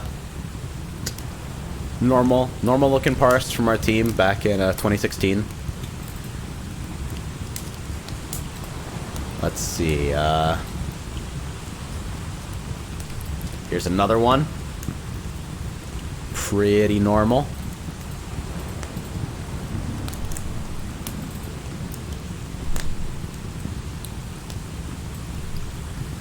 Here's one where I'm not top, but there is actually only one glitch combatant in this list, as hard as it may be to believe. And you know who's above me in this fucking screenshot? Azami.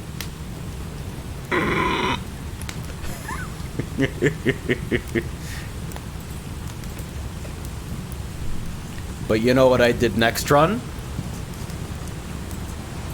Beat his ass.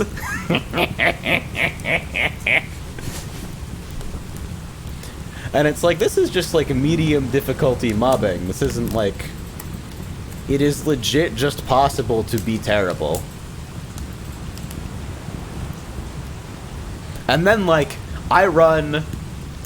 I'm shorting meme Hunter Fighter. I mean, most people thought it was a meme, but in Guru Guru mobbing, it's stronger than anybody gave it credit for. I ran with top teams a couple times and managed to hold my own in, like, very, very meta speed kill, speed farm type compositions. I think most people who played that comp were, like, there was nothing that compared to Force Decker at its prime, but I don't think many people had the right mentality for Hunter Fighter and MPA content at the time. But even then, like, this is how the fucking cookie crumbles, right? Fucking turn things around. I run with Kemicho, an amazing Force player, just a couple days later, and... Oh No!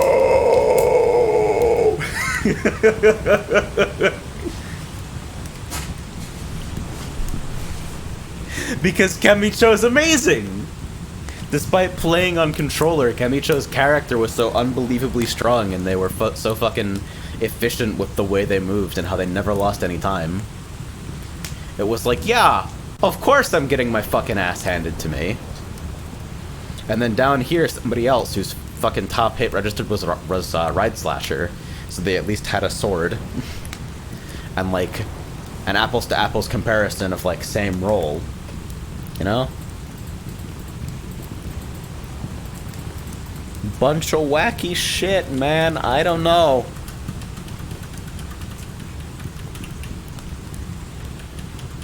Scrolling through.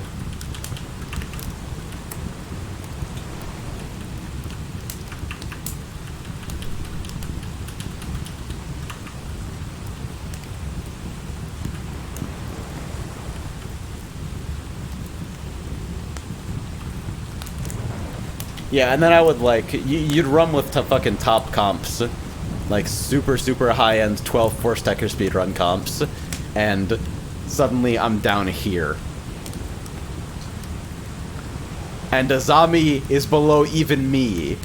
Like, I was good, but I wasn't fucking full-ass abandon everything, dehumanize oneself and face to bloodshed top tier. I was good enough to fucking do the things that I wanted to do, but there are a whole bunch of people on a different level. And yet, I can look like this in a fucking super top-end speed kill group, and then I can fucking go parse something else, and I look like this! This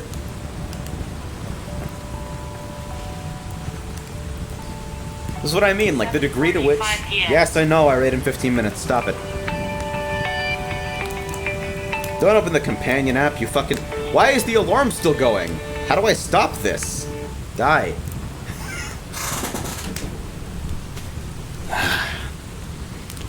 But yeah, like, you fucking compare notes. And it's like, this is the tier. There are people... I'm this much better than these people. And these people are that amount better than I am. Because they're able to set up their characters more effectively, because they know the content better, because they play better. It's like, holy, dude. And of course, a lot of it was like, if you'd fucking parse TD or something with people of this nature, a lot of it would be that, like, a group of melees, similarly strong to, like, the group of fucking casters that they were running, you'd be able to do things in, like, a similar time. It's just like if you're running in a environment where some of you are melee and some of you are ranged, and everybody in the group is strong enough to kill things very quickly. None of the melees ever see shit. Melees are just running around. Like, Force Tekker at its prime was batshit broken. And almost everyone in that screenshot had a max hit Barancion or from Eldrion, which means they were playing Force Tekker. And like, for Waifu Defense Force to do so well, despite being one of the only organized teams going for like credible speed kills that didn't restrict classes at all. Like, you could play absolutely anything, and as long as it's not outright fucking griefing, we'd probably let you in, you know?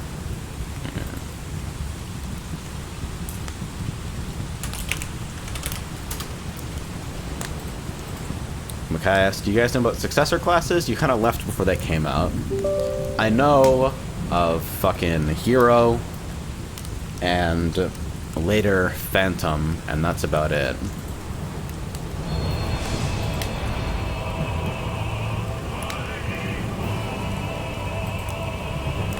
Says, hold on, they're called Waifu Defense Force? Incredible. I'm surprised a group with that name can actually get anything done. No, no, no, no, no, you don't understand. You don't understand, hold on. Let me see.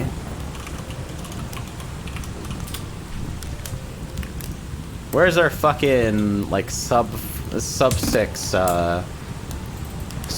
perennial apocalypse?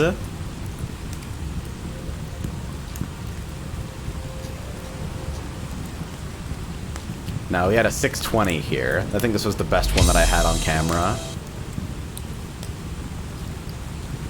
And I played like shit for this whole run. But man...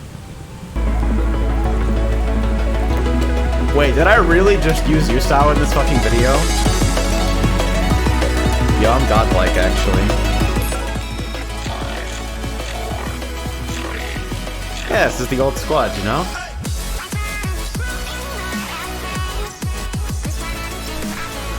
And like, we got a comp of like complete random shit here. We got like gunners, we got forces, we got a bunch of melees. We have like a guest from Skylark, another really strong North American team. Not like T1, but a solid T2 like us. And hey, we fucking hit the phase skip. We got a gold phase fucking first set. Like, we were good enough to do that at the very least, you know? We weren't one-cycling it, but we were phase skipping this fight pretty consistently. And then people still get fucking hit by this. It's Isaac!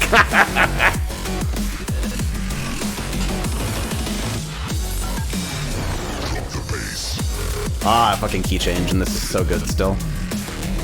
Yusao is amazing. Okay, it says the latest news, the newest class, Etoile.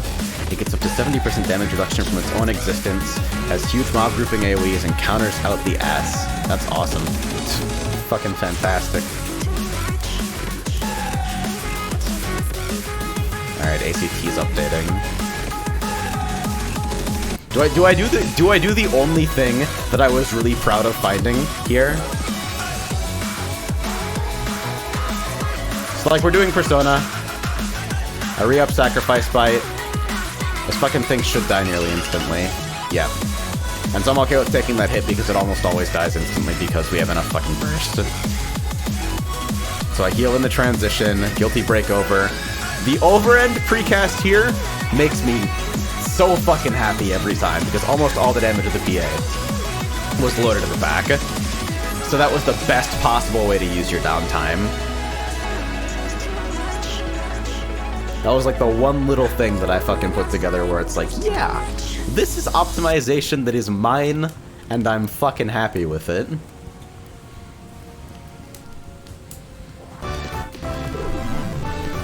Yeah, and that was our rank 2 run. I think like Night Arcs beat us that run or something. And I had to use the Sonic Advance music because Isaac was in that run, and it's Isaac, come on.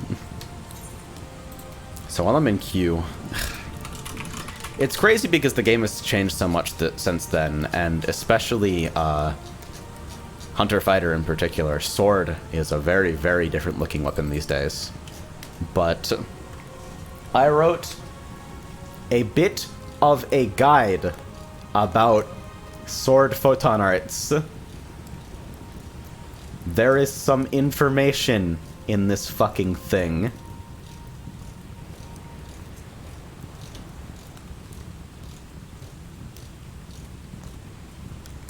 Just a bit. And now I'm sure they've changed all the numbers and they've changed a lot of the way that the fucking class works, and for the most part, you really do just want to fucking ignite parry things over and over again whenever possible these days. But like... Oh yeah, and there's the fucking Sword Wave PA too. Let me turn off the fucking... Whoa! That's eerie. I fucking turn off the rain noises and shit. And it feels like I fucking stepped into a sensory deprivation tank or something. Wow. That's fucking crazy. What the fuck? Okay.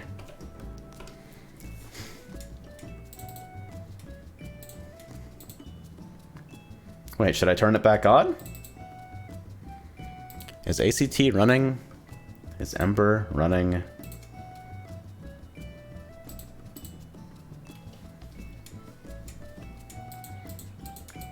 I think ACT WebSocket is broken now or something. Oh dear. Let me relaunch ACT.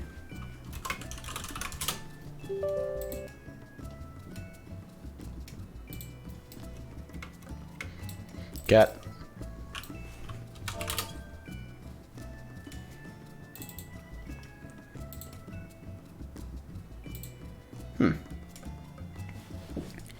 Yeah, let me see if ACT WebSocket is still running.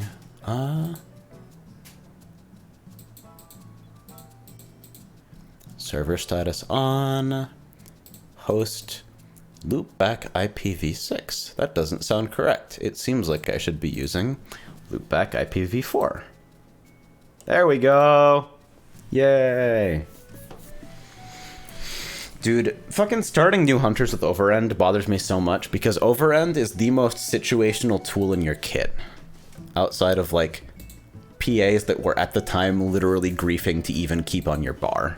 Basically stun, Consido, and cruel throw at the time. And so to start new hunters with overend instead of something more representative of how the class is actually played, like Nova Strike or Rising Edge. Oh yeah, I should switch game to FF14. Officially.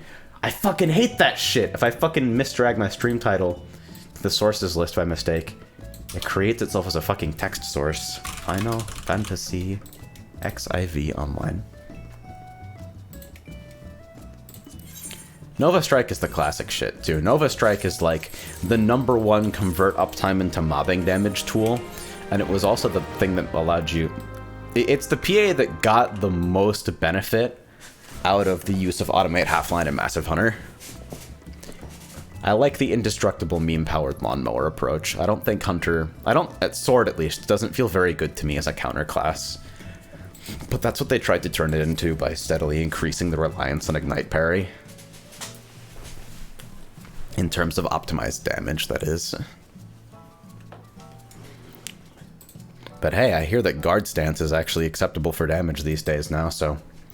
who fucking knows what's true anymore?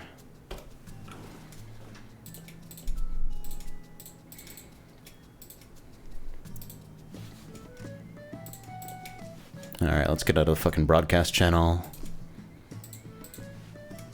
Hi, I'm knocking trophies off my walls in a drunken rage. How are you doing? Oh god, the echo. The world is currently full. Players in queue 30. Oh, because you're still watching the stream. Okay, I have solved the problem. Nice.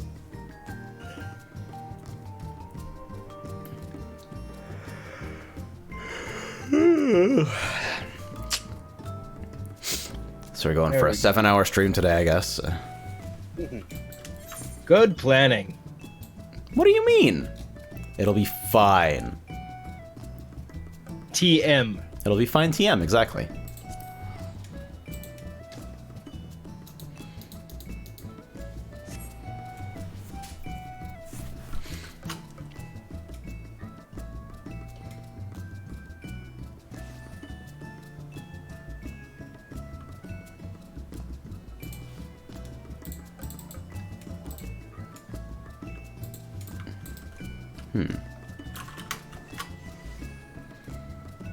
OBS Studio using 24% GPU resources. That's interesting.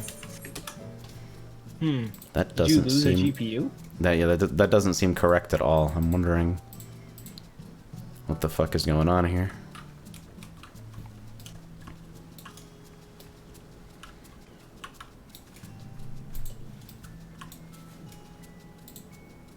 Let me see if I accidentally turned something on by mistake. If I go to like... if I go to this...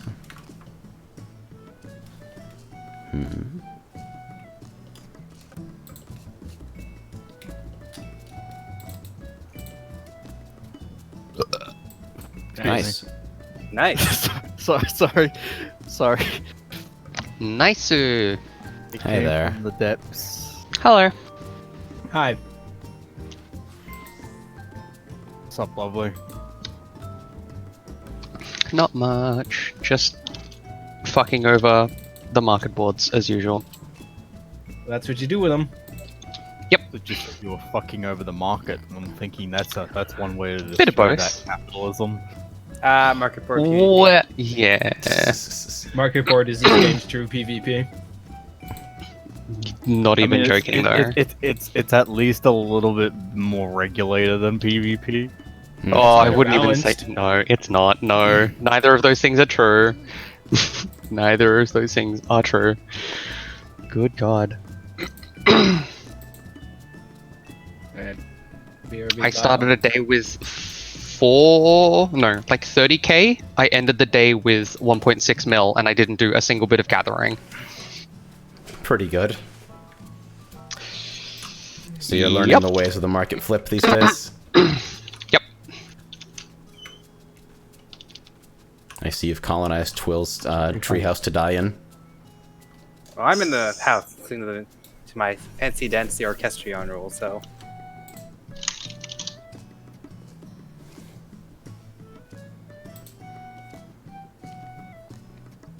The tree Wow. house is yours. I'm actually going to restart OBS really quickly to make sure that... This skirt is see. fucked when you sit down. Why is it doing that? Why does